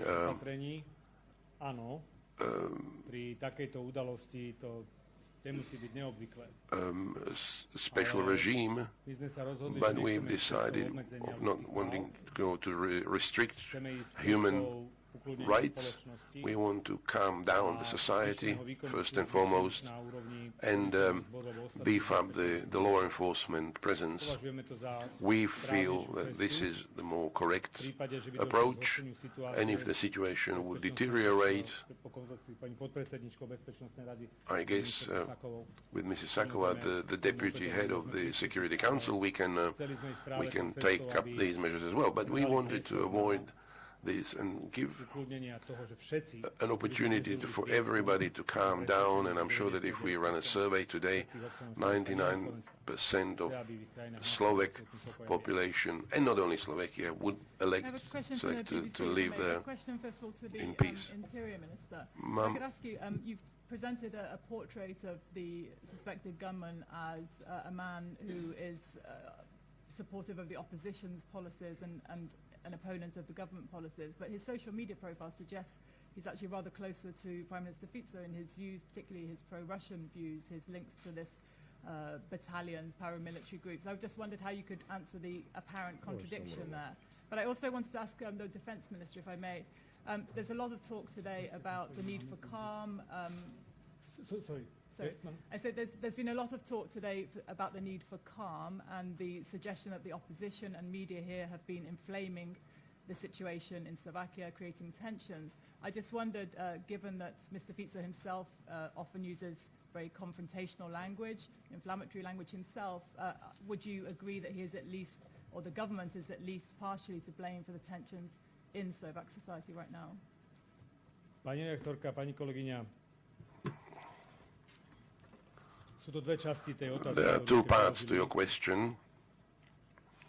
A v tej prvej ste sa možno In the stali first, tou obeťou you probably became the victim of information that we are appealing not to be spread because situácie na svoju stranu. try to get some information advantage. Yes, there is one interaction about 8 years ago between the shooter and the Slovak paramilitary, maybe very far right, and I'm not sure about their political views, but the real truth and the facts are that he, as a founder of the Association of Fight Against Violence and the liberal group Rainbow came to an event of these paramilitary group where he wanted to deliver a poem and to appeal to them to stop using weapons. I believe there has been some confrontation. And this person who founded a pacifistic movement, after 8 years of receiving information that you believed and you presenting as a fact, so you based it on the information as a verified source, he changed from a peaceful man to a person to express his disagreement with the government, and to do it in the worst, most brutal way. And this is perhaps an example, a textbook example of a peaceful person being radicalized into a killing machine under influence of information which is not certainly peaceful. If you may recall, and we cannot expect that from you, Robert Fico is not a new politician. He's been in politics since 1992, so that's 32 years. And for many years, he was one of the most sought after by media. But once you get into government, and SME was under attack since its foundation in 25 years ago, I was there.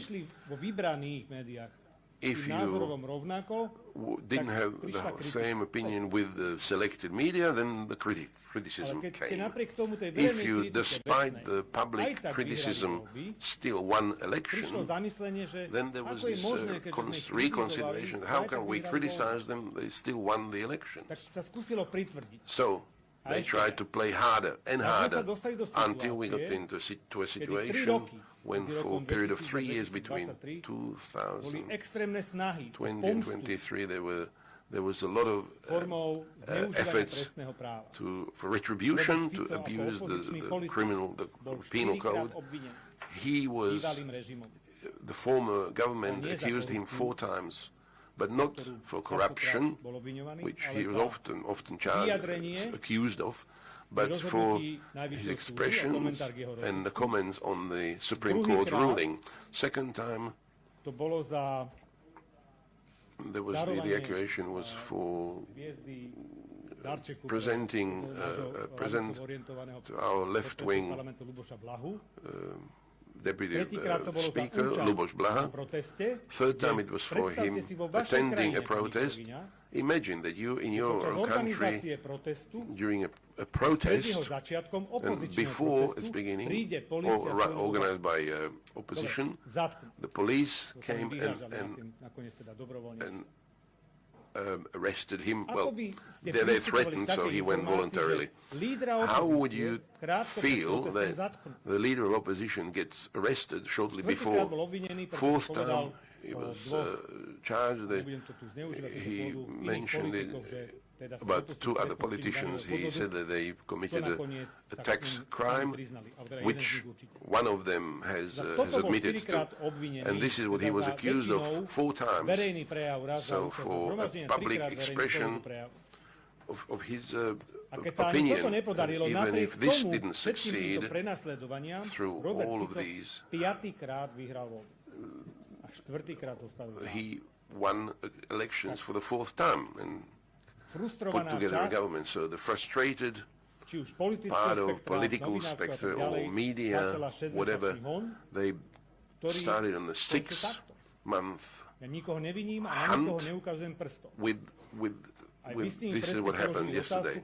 I'm not pointing any fingers, but you also asked me a question and you phrased it the way so that it suits your question, your argument. But for me, peace is most important. We need to come back to the discussion with Mr. Korda. We've debated for many years, and I don't remember that I would have held any animosity towards him. We shook hands today, and we have to come back today, back to normal discourse with different opinions. If I may,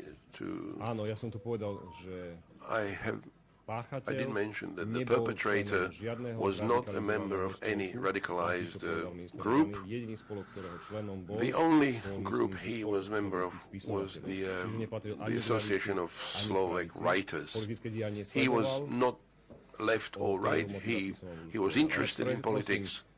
That's all. But please, since you represent a BBC, yesterday I read an article which you wrote about this event, and I'd like to respectfully ask you to verify the facts you write about, not just draw your information from opinions of political commentators. I know I tell you why, but I don't know who it was, but the BBC presented information about Robert Fico, that he was formerly a left-wing politician, who today is a right-wing politician. So I'd like to let you know that Robert Fico is a member of government, head of government with 2 left-wing parties and 1 national party. Although he is not the chairman of my party, he is a left-wing politician. You are also writing about him that he has radicalized himself and he's against the EU. So I'd like to remind you that 2 weeks ago we had a celebration of our joining the EU, and the Fico and the whole coalition are very proud members of the EU. Also, newly elected president clearly declared membership of Slovakia in the EU and the NATO. You also talk about the fact that this government is against assistance to Ukraine, against assistance for Ukraine. So I'd like to I'll have you know at the BBC that this government a few weeks ago, the government met with the Ukrainian government where we talked about specific acts of assistance. The only thing we refuse is to send weapons to and promote the senseless killing. And thirdly, you talk about Robert Fico being against the LGBTI groups.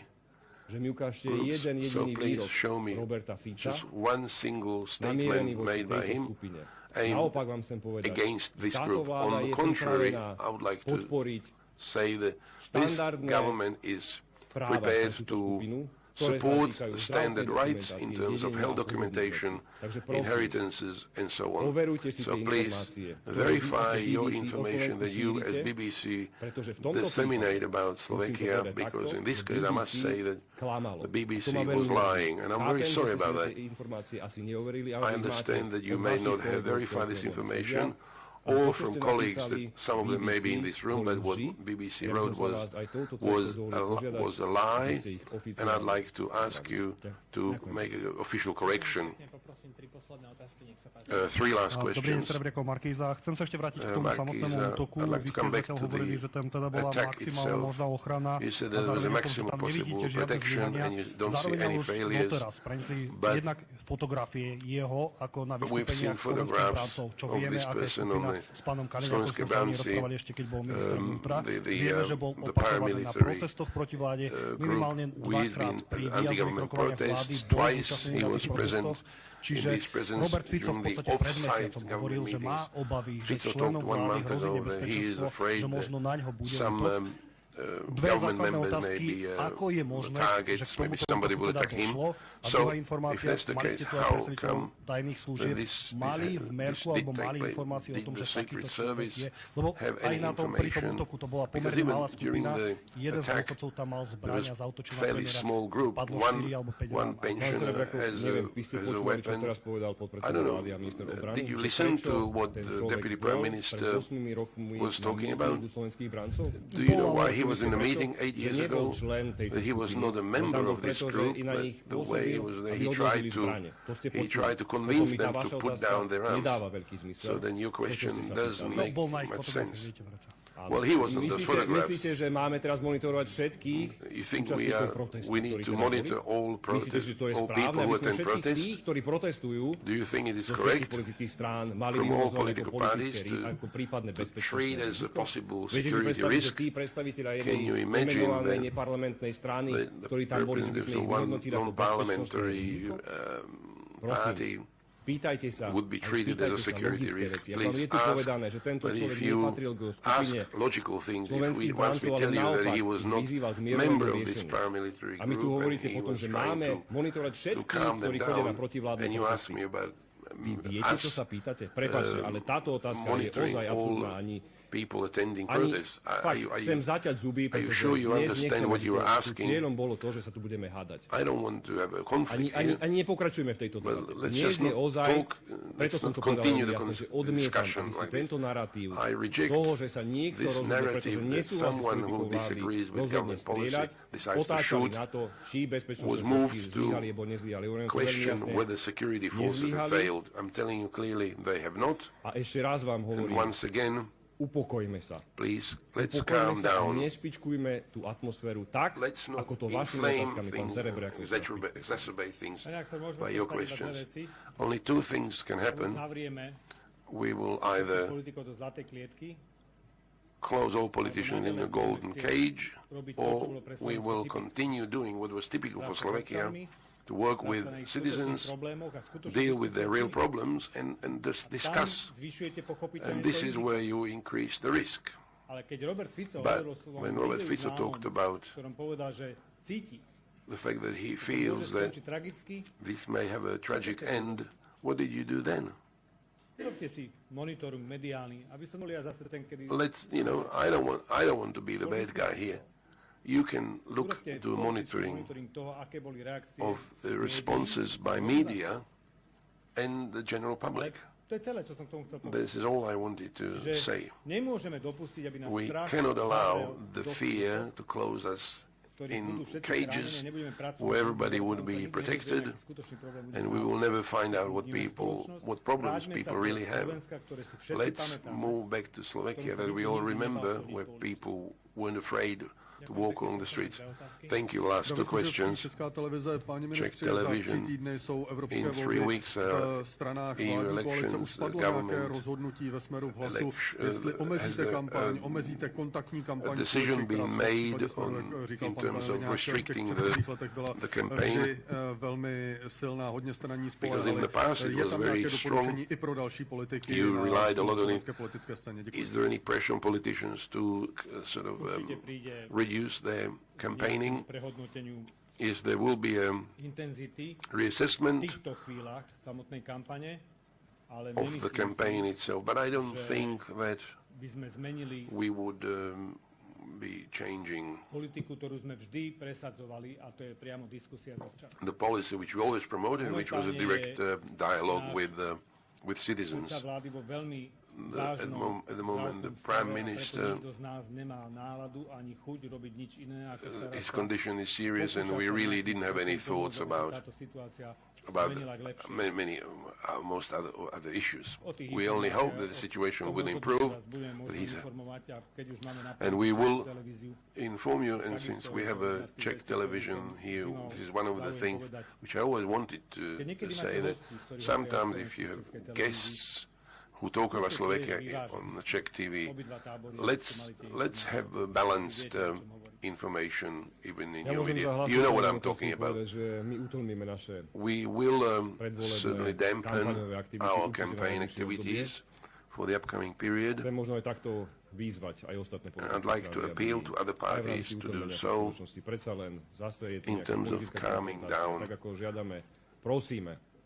We appeal to the TV for programs not to be confrontational again. Let's suspend the campaign, stop confrontation. I can clearly commit on behalf of our political party and Mr. Becik, leader of the lead candidate for EU election, has received some threats, so he will again not be able to personally attend. We will talk to the opposition as well. There is no time for disagreements. We need to do this together with opposition. From Actuality, I would like to ask about the case. Is this supervised by a prosecutor from the former Special Prosecutor's Office? I'm not sure which prosecutor is in charge of investigation, but the General Prosecution Office issued information embargo, and it's with the General Prosecutor's Office. We trust the General Prosecutor's Office. It is one of the most independent bodies.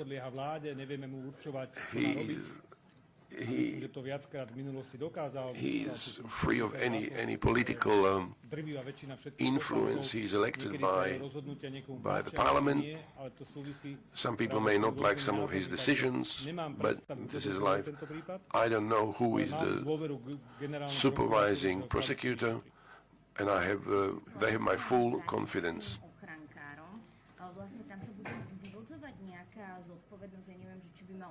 Regarding the bodyguards, will there be any personal consequences drawn, or should some people leave? Look, this is not a musical competition where we need gestures. From my standpoint, we will review the situation, and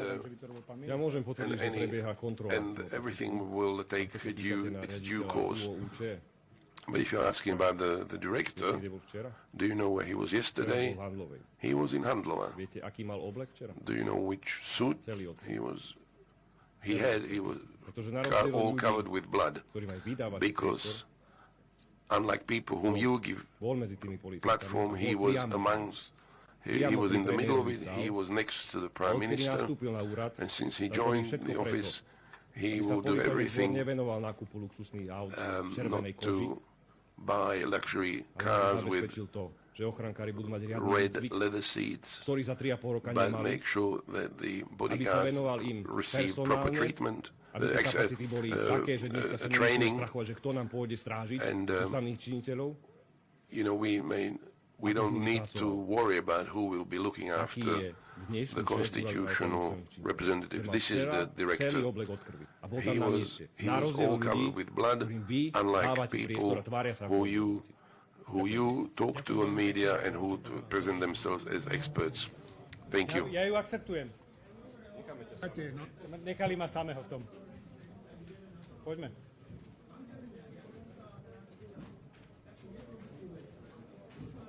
A to sa nedá. Takto necháme na inokedy, no? Dobre, platí. Pekný deň. Dovidenia.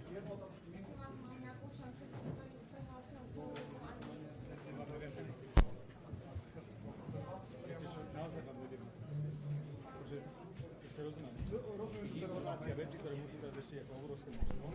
Preto napríklad sa neviem vám dať skúška, že tie roboty na skúšajte svoje šťastie a dokúšajte dávajú svoje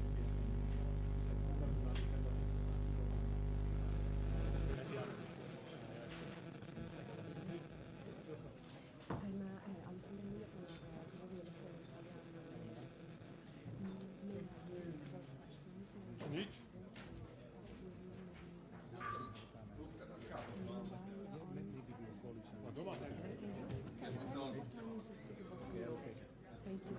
A že sa nebudú pýtať už.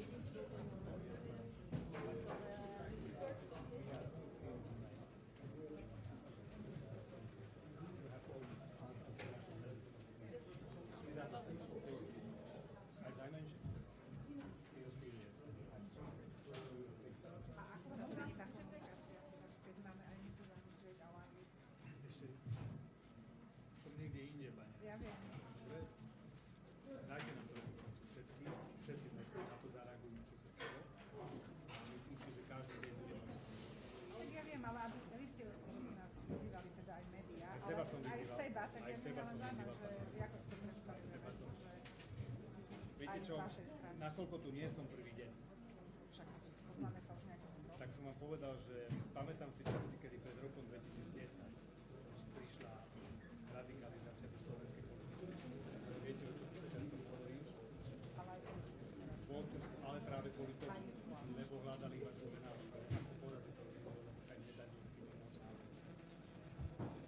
Politika sa prestalo bojovať s výsledkami, prestalo sa bojovať s názormi.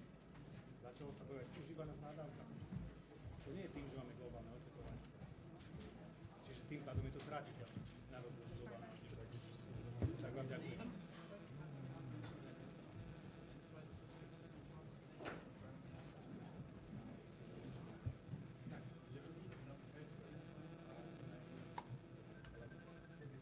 On the press conference, we should give the I'm very sorry.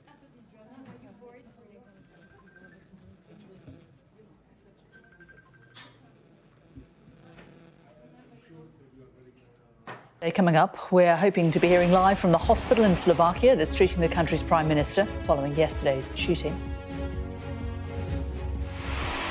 One of Britain's top midwives tells Sky News that warm words are no longer enough as she slams the lack of action on improving maternity services.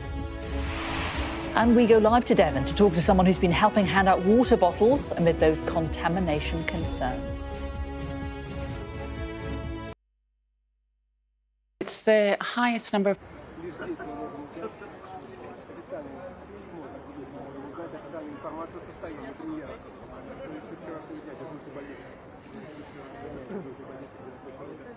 одного из лечебных корпусов установлена такая импровизированная трибуна. Лишь здесь мы можем узнать официальную информацию о состоянии премьера. Hej, okolo 15. Dobre, vypínam. Čau. Prepáčte, máte nejaké nové informácie? Že okolo 15. bude briefing. Briefing, dobre, ďakujem pekne.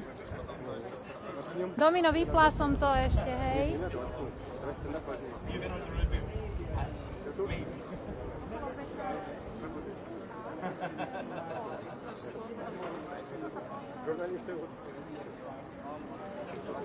Журналисты со вчерашнего дня дежурят у больницы, где находится Роберт. Установлена вот такая импровизированная трибуна. Это единственное место, где можно узнать официальную информацию о состоянии здоровья премьера. Ванька, он подходит.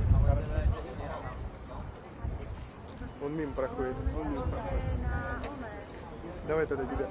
Хорошо. Готов? Нет. Тебе надо на голове поправить. Я не пила. Я не побегу за ним. Да, за ним бежит. Он не будет говорить.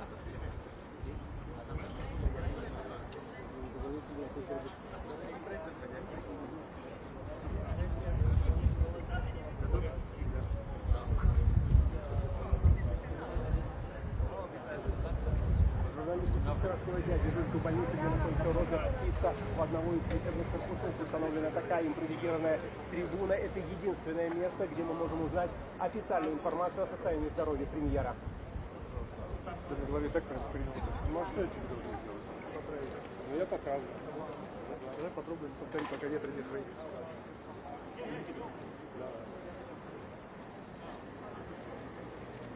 Готов? У меня опять наверное. Попробуй. Два. Готов? Да.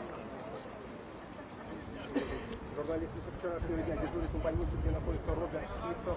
Мы видим, что у одного из лечебных корпусов установлена такая импровизированная трибуна. Это единственное место, где мы можем... No i co, macie mnie? Информацию о состоянии здоровья премьера. Raz, dwa, 3, 4 masz?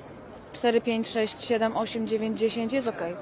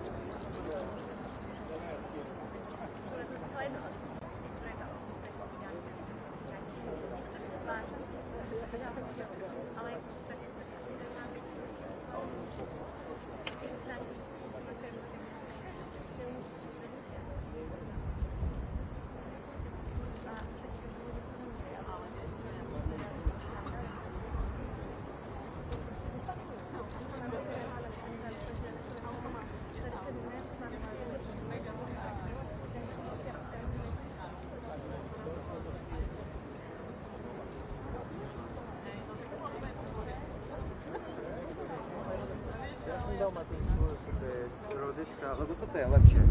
Ja to mám robiť ešte tie druhé, aj s detkami. Skúška. Je to dobré, či je tam veľmi vietor?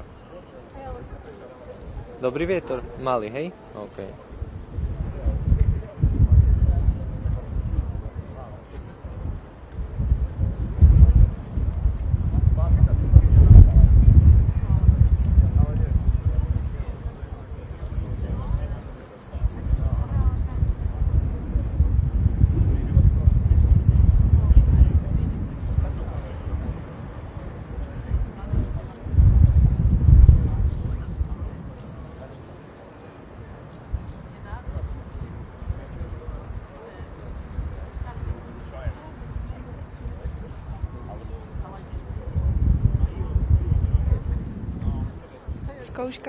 Zkouška. V pohodě?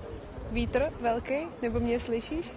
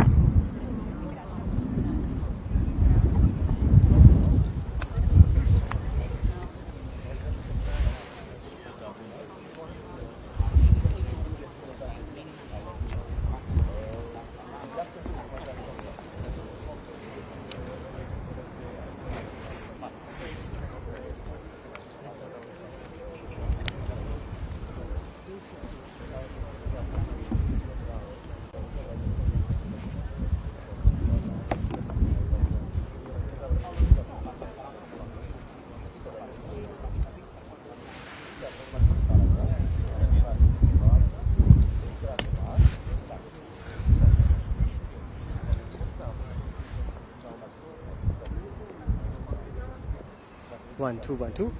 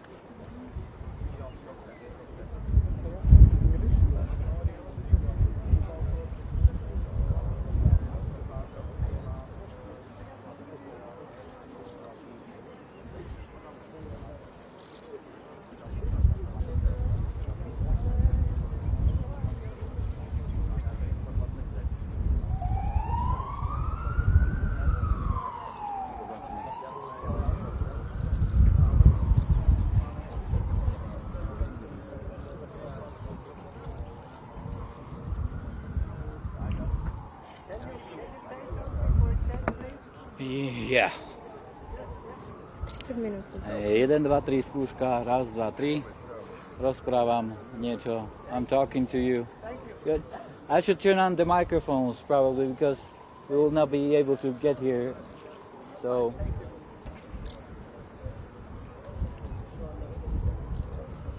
STVčka ide.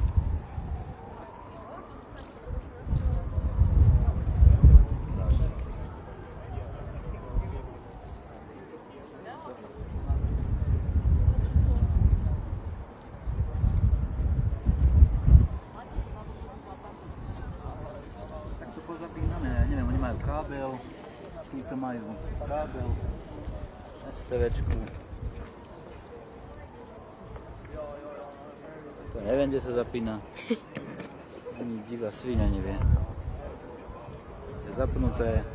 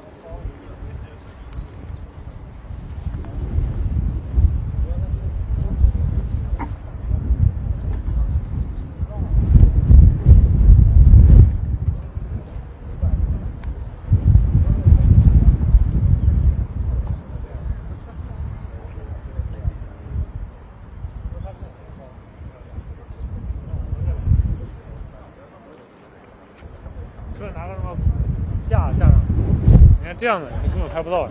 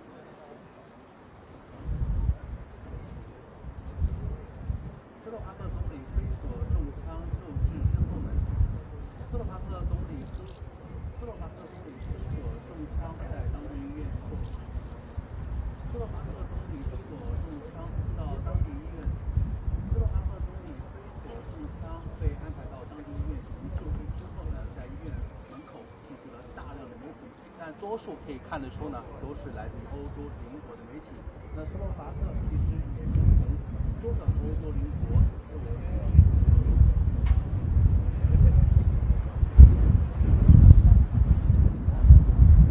斯洛伐克总理菲佐中枪到当地，斯洛伐克总理菲佐中枪被安排到当地医院进行救治之后，他们treated there.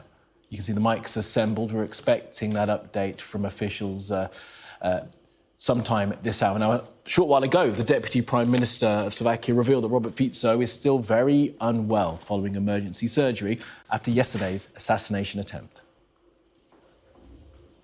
I'd like to inform you that the police is working with single version of this attack, that the assailant has been charged with premeditated murder in the stage of attempt. We are working with one version. This was politically motivated action. We had information at the Security Council that this was a lone wolf acting who was radicalized recently after the presidential election. Now, as we said, we are still waiting for that update from officials at the hospital where Robert Fico is being treated. But let's bring in, for now, our Europe correspondent, Siobhan Robbins, for more on this. So, Siobhan, afternoon to you. What are we expecting to hear when that news conference finally gets underway? Well, in the last half an hour, we've seen the president-elect, Peter Pellegrini, enter the hospital. He clearly is an ally of the Prime Minister, so has come here himself to check on his condition. We've seen a string of ministers visiting this hospital in the last day or so to see how the Prime Minister is. Now, the latest update that we got on his condition was that it was serious but stable, and we were told by hospital staff here that in fact they had to operate for 5 hours through the evening last night with 2 operating teams working at the same time because his injuries were so severe. We understand that he was shot at 5 times and he's now being treated in the intensive care unit. But as you say, we've also been getting a bit more information about the person who has been charged with attempted murder. Now, it's alleged that this is a person who was motivated by opposition to some of the politics of Robert Fico, so specifically concerns around what was seen as the erosion of media and criminal law rights. And we've seen lots of protests happening in the country recently over concerns about changes to criminal law and also trying to take over state media as well. So it's alleged that this was one of the motives behind this shooting. Now, the person who we understand has been arrested, according to local media, is a 71-year-old who owns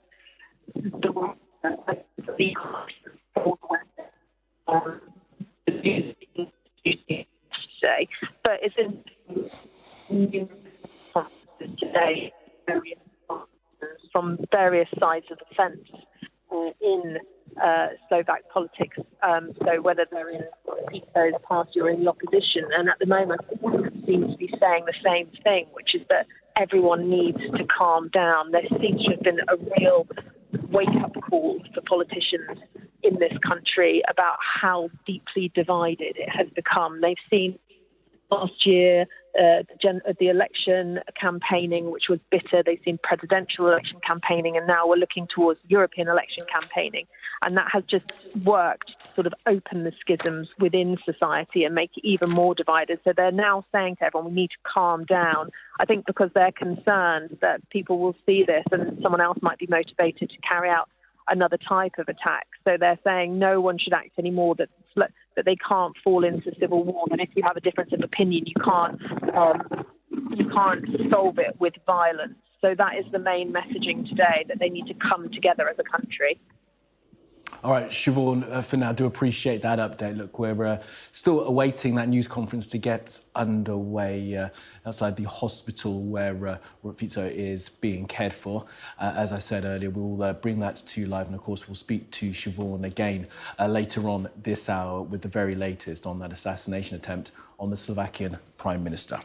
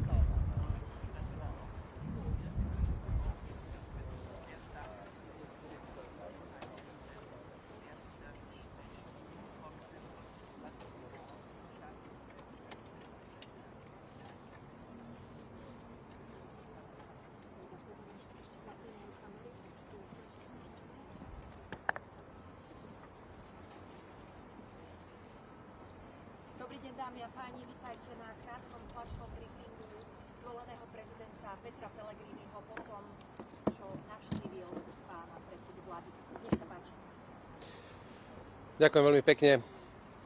Dámy a páni, musím skonštatovať, že po krátkej návšteve pána premiéra Roberta Fica musím povedať, že ten jeho zdravotný stav je naďalej veľmi vážny a bolo mi umožnené s ním hovoriť len niekoľko minút, pretože si jeho aktuálny stav vyžaduje naozaj pokoj a kľud bez ďalších vonkajších rušivých vplyvov.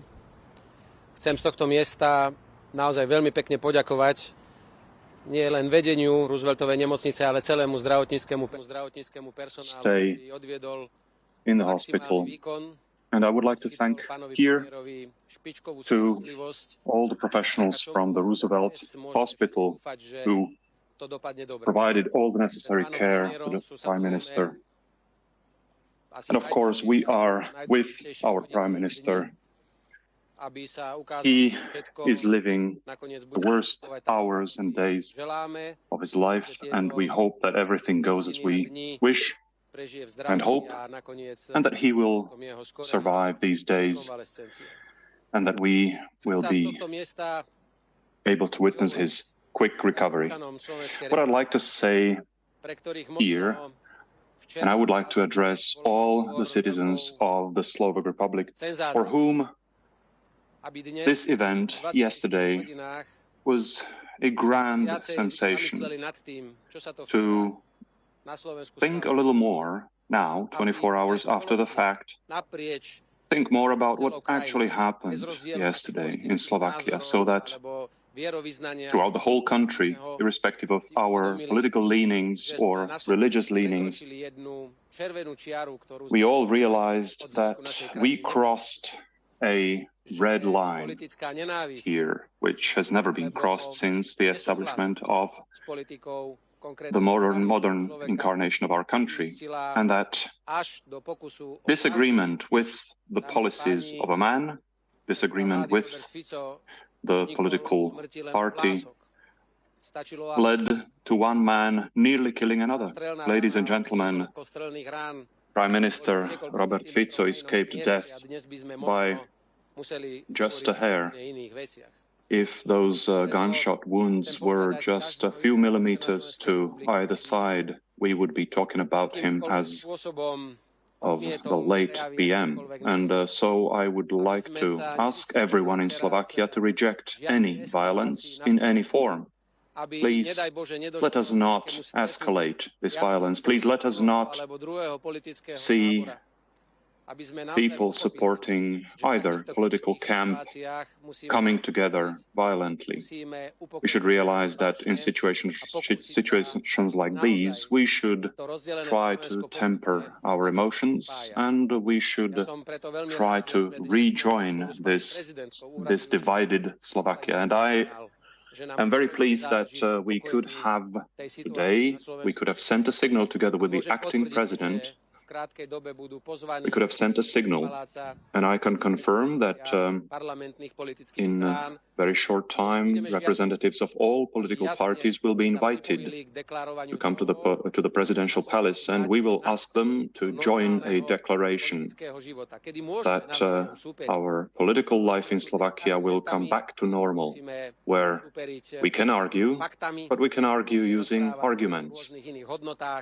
Argue using facts, where we can stand for different values, but where this discussion should never devolve, neither in the parliament or in the streets, where we meet our voters, to inciting the rabble, to protests which can lead to such tragic acts as this one. Please stop this now. Help us to stop it so we are no longer witnessing events like these. And I would like at this place to wish Prime Minister Robert Fico all the strength that he will need, because a very difficult time is ahead of him. We keep our fingers crossed for him, and we hope that no additional complications will occur which would lead to a worsening of his condition, which is critical as it is. And I would like to ask the citizens of Slovakia to give their thought to how we are going to behave after this, that we should think of Robert Fico, the Prime Minister, as a man, as a person, whom another person who may have been crazy, may have been influenced by extremist ideas, he decided to murder him just because he disagreed with his policies. Thank you very much. I hope and believe that myself, the director of the hospital, and her deputy, who is responsible for the people taking care of PM, will be hearing more positive news. Thank you very much, all of you, for your attention. Okay, well, that is President of Look, yes, I can confirm that I could speak with him, but just really few minutes, because the doctors asked me to make a really very short visit to him.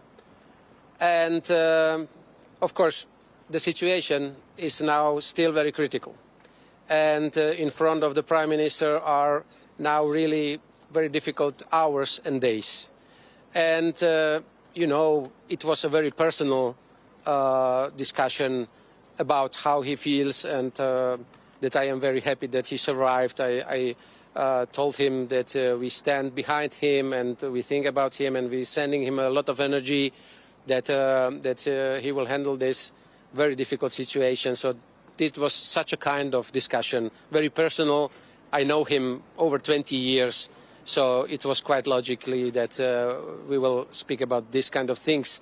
He was really, really tired and really difficult condition in this moment. So it was not possible to speak with him longer or about some political issues or about something like that.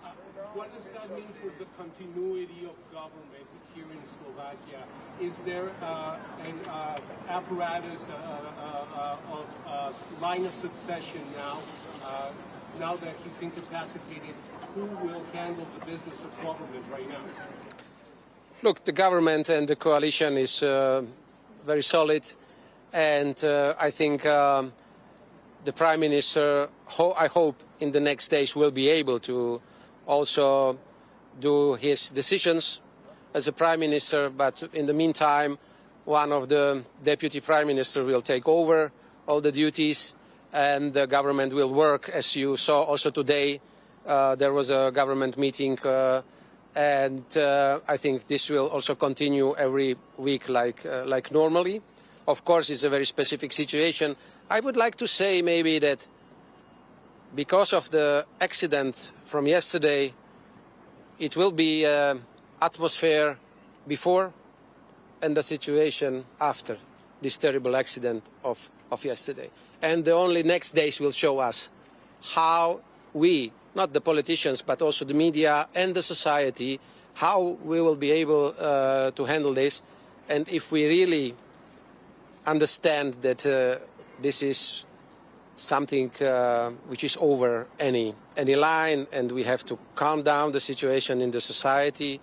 We have to ask the people not to fight against each other only because they have other political view or something like that. And we have to stop this this high and very huge tension in our society. So this is now our mission, and together with all the representatives from all political parties in Slovakia, I would like to work on it in next days and in next week. Ďakujeme veľmi pekne. Úplne posledná otázka.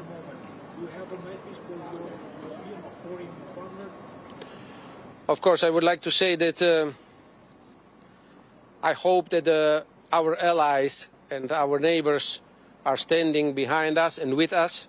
I would like to thank to all the presidents, to all the prime ministers around the world, because they are not just from our neighborhood, but from all over the world, for sending greetings, of course, and sending us, messages that they are standing with us and behind us. They are offering a lot of help, some from the intelligence services or some other technologies which we could maybe use to investigate what happened. So I would like to thank all the representatives or from the countries from over the world for the support which we in this moment need very much, because you see the political atmosphere and the tension in the society is not growing not only in Slovakia.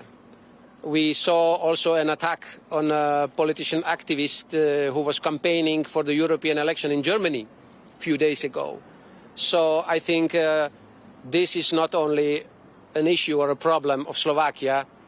I think politicians also in Europe have to think about this, how to avoid such situations, not only in our country for the future, but in the countries all around the world in the future, because the situation or seems to be very dramatic, not only in Slovakia in this moment, from the political point of view. Really, the last question, please.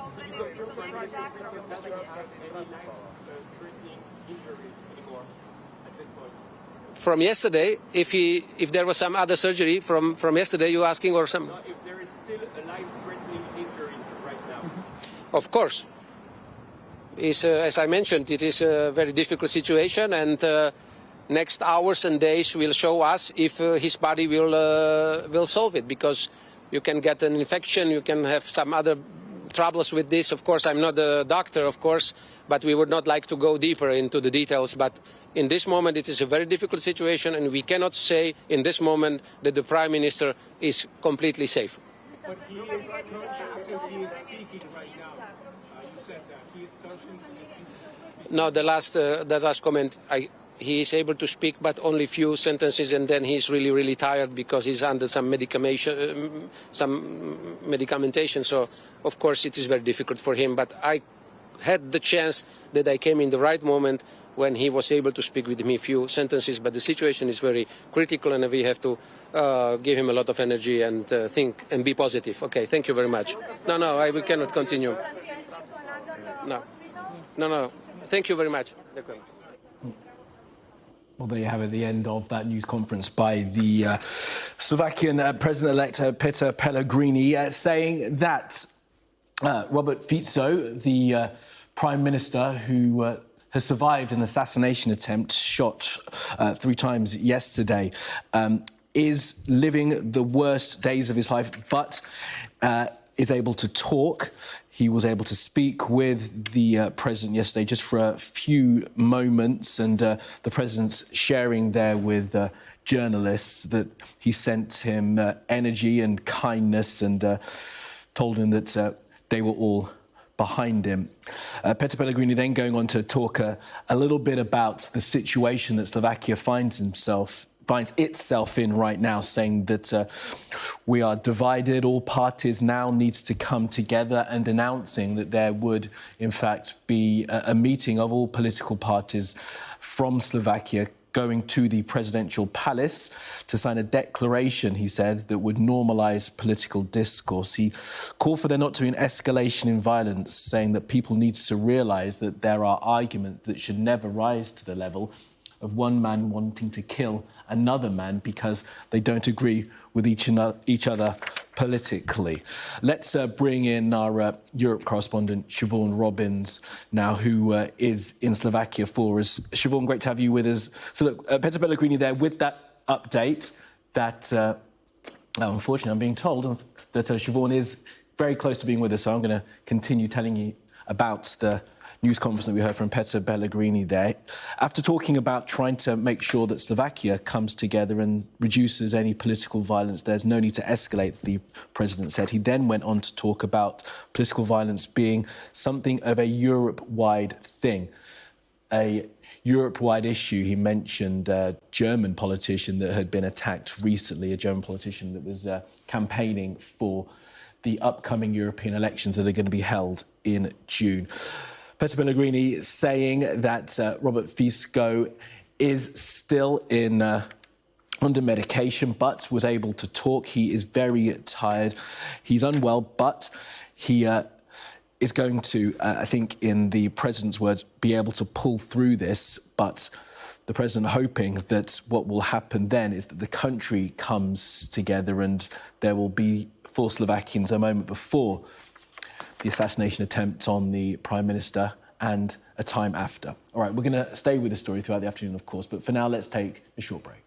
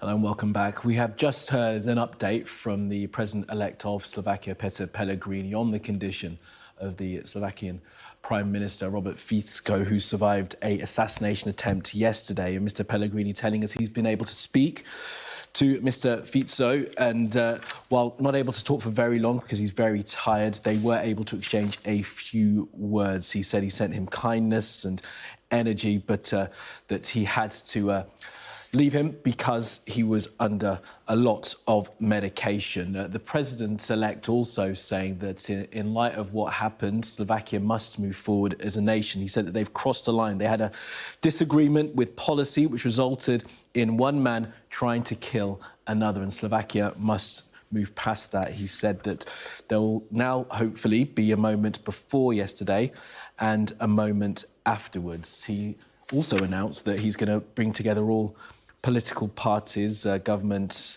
those in the coalition and, of course, the opposition, to sign a declaration at the presidential palace in the coming days and weeks to try and normalise political discourse. He says he wants people to think of Fico as a man who you can disagree with, but it should never, ever rise to violence. But making clear that Robert Fico, while very unwell, he was able to speak to him. He's heavily medicated, but saying that he's living his worst hours, but he could pull through this. He will pull through this. That's the President-elect Peter Pellegrini speaking in the last few minutes. He says that, fingers crossed, he hopes there are no additional complications in the health of the Prime Minister, Robert Fico. Okay. Now, the leaders of Russia and China have reiterated their support for one another as good friends and good partners, as Vladimir Putin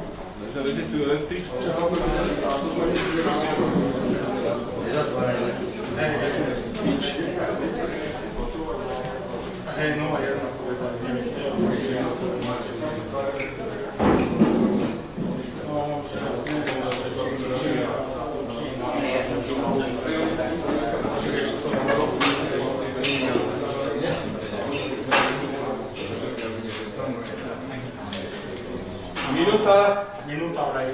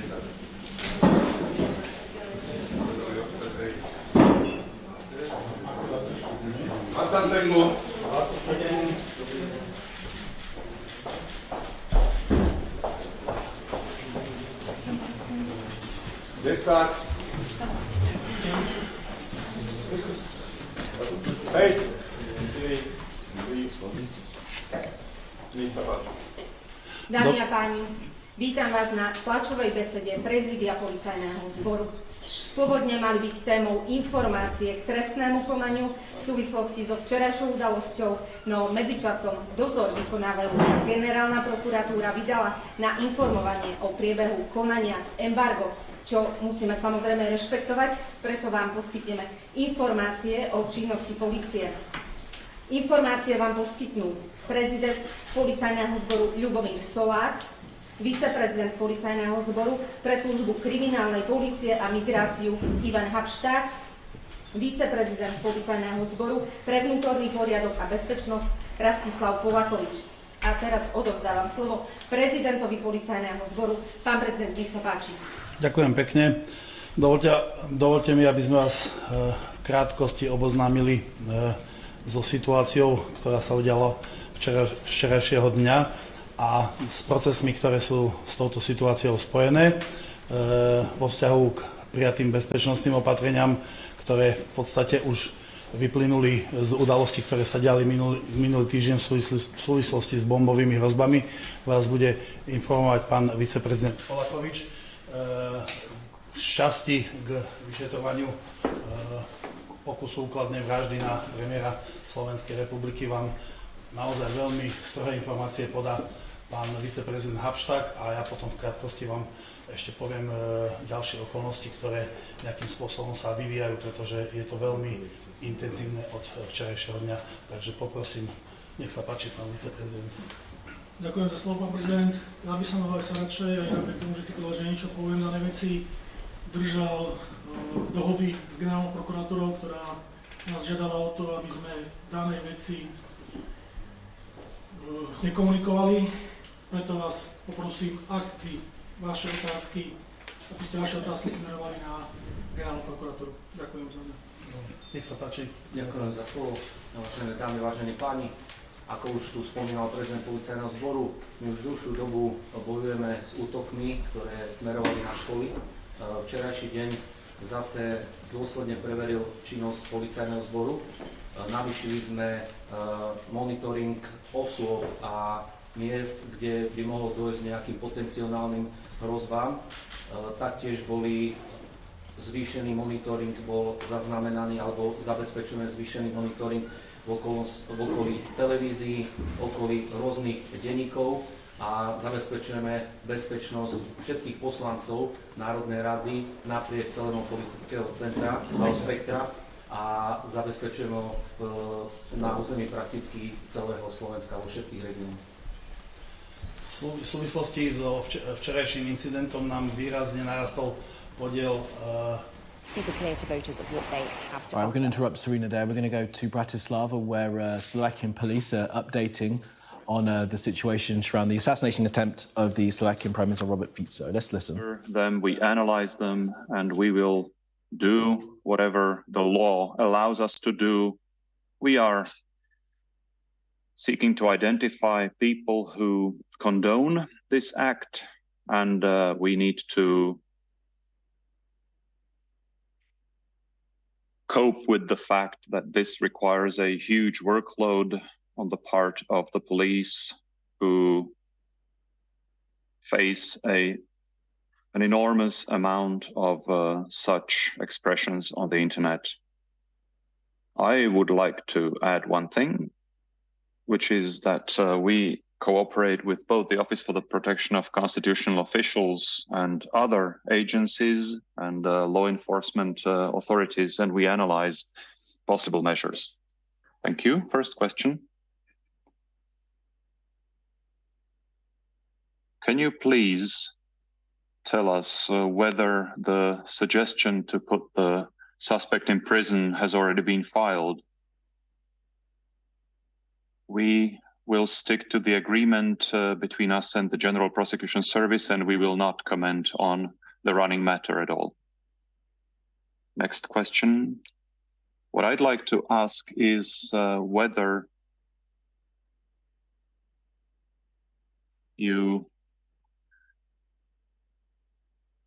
recorded any incidents online? Yes. We have already identified persons, and we will inform you about the steps taken in the near future. We also have threats aimed at top officials of the state and of representatives of both our governing parties and the opposition parties. Next question. Have you found out, have you done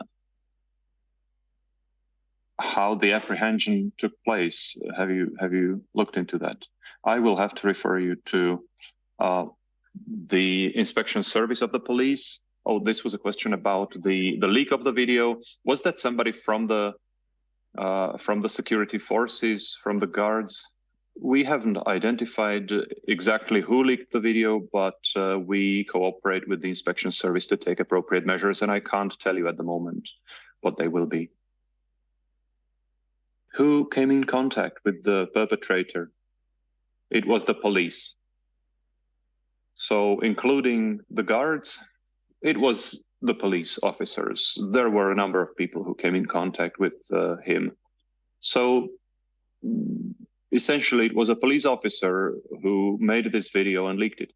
That is the assumption, yes.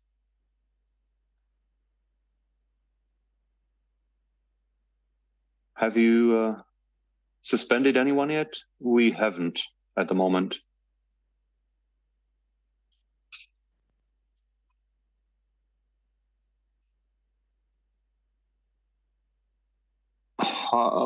What measures have you taken to protect possible other VIPs or diplomats against similar attacks?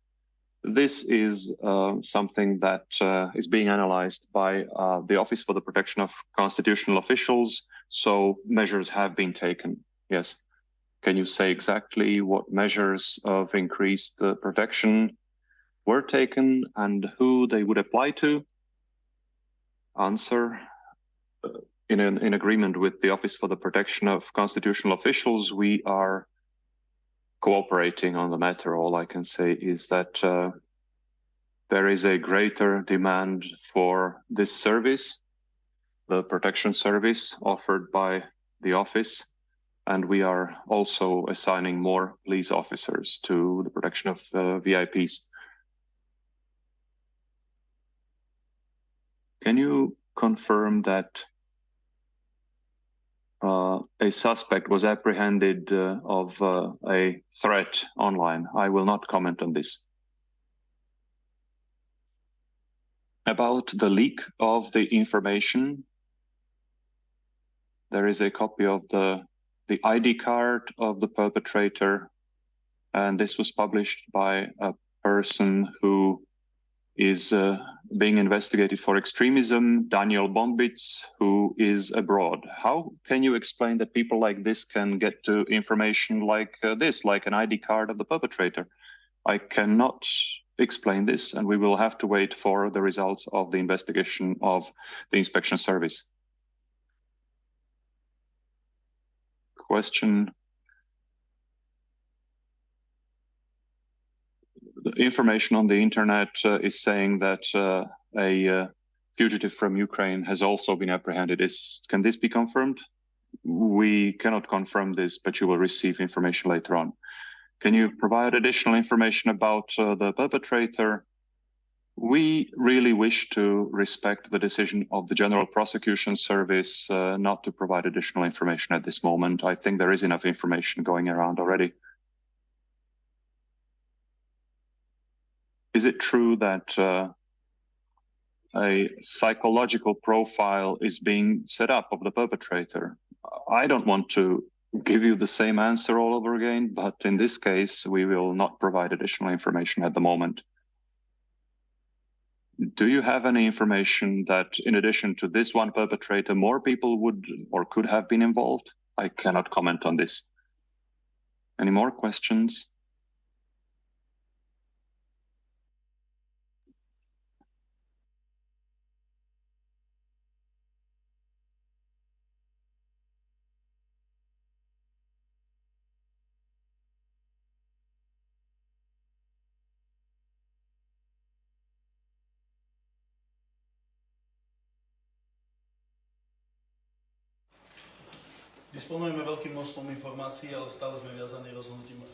We have a great number of information, but once again, we are bound by the agreement with the General Prosecution Service not to comment on the case.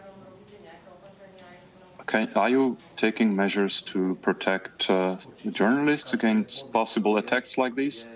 Yes, of course. Any threat that is reported is thoroughly investigated, and we monitor various media outlets, including dailies, TV. So if there is any public threat, if anyone fears for their life, this should immediately be reported to the police number 158, and we will respond to the situation appropriately.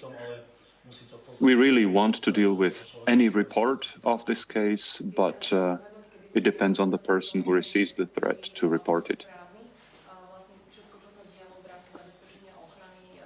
Can you or could you comment on the possibility that the whole procedure of the security detail of the PM was correct?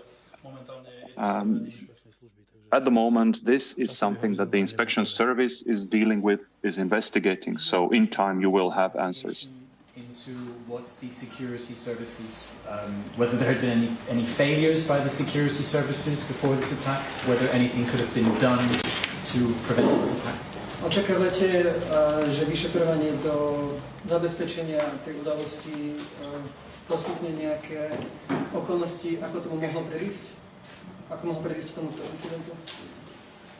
Určite z každého jedného takéhoto incidentu vyplyne veľmi veľa poučení, ale any incident like this leads to lessons, but this is up to an analysis which is always carried out with events like these. Any more questions? If that is all, thank you very much for your attention.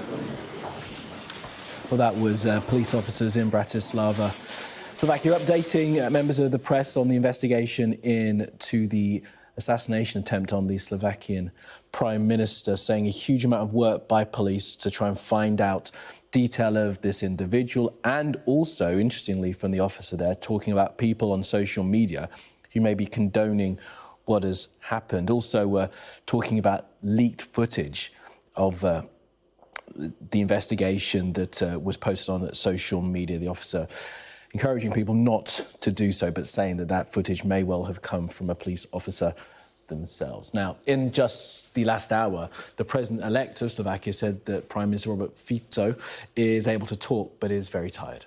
I can confirm that I could speak with him, but just really few minutes, because the doctors asked me to make a really very short visit to him. And, of course, the situation is now still very critical. And in front of the Prime Minister are now really very difficult hours and days. And, you know, it was a very personal discussion about how he feels, and that I am very happy that he survived. I told him that we stand behind him. Well, that's Peter Pellegrini, the president-elect of Slovakia. Now to southwest Devon, where the local MP, Anthony Magnal, has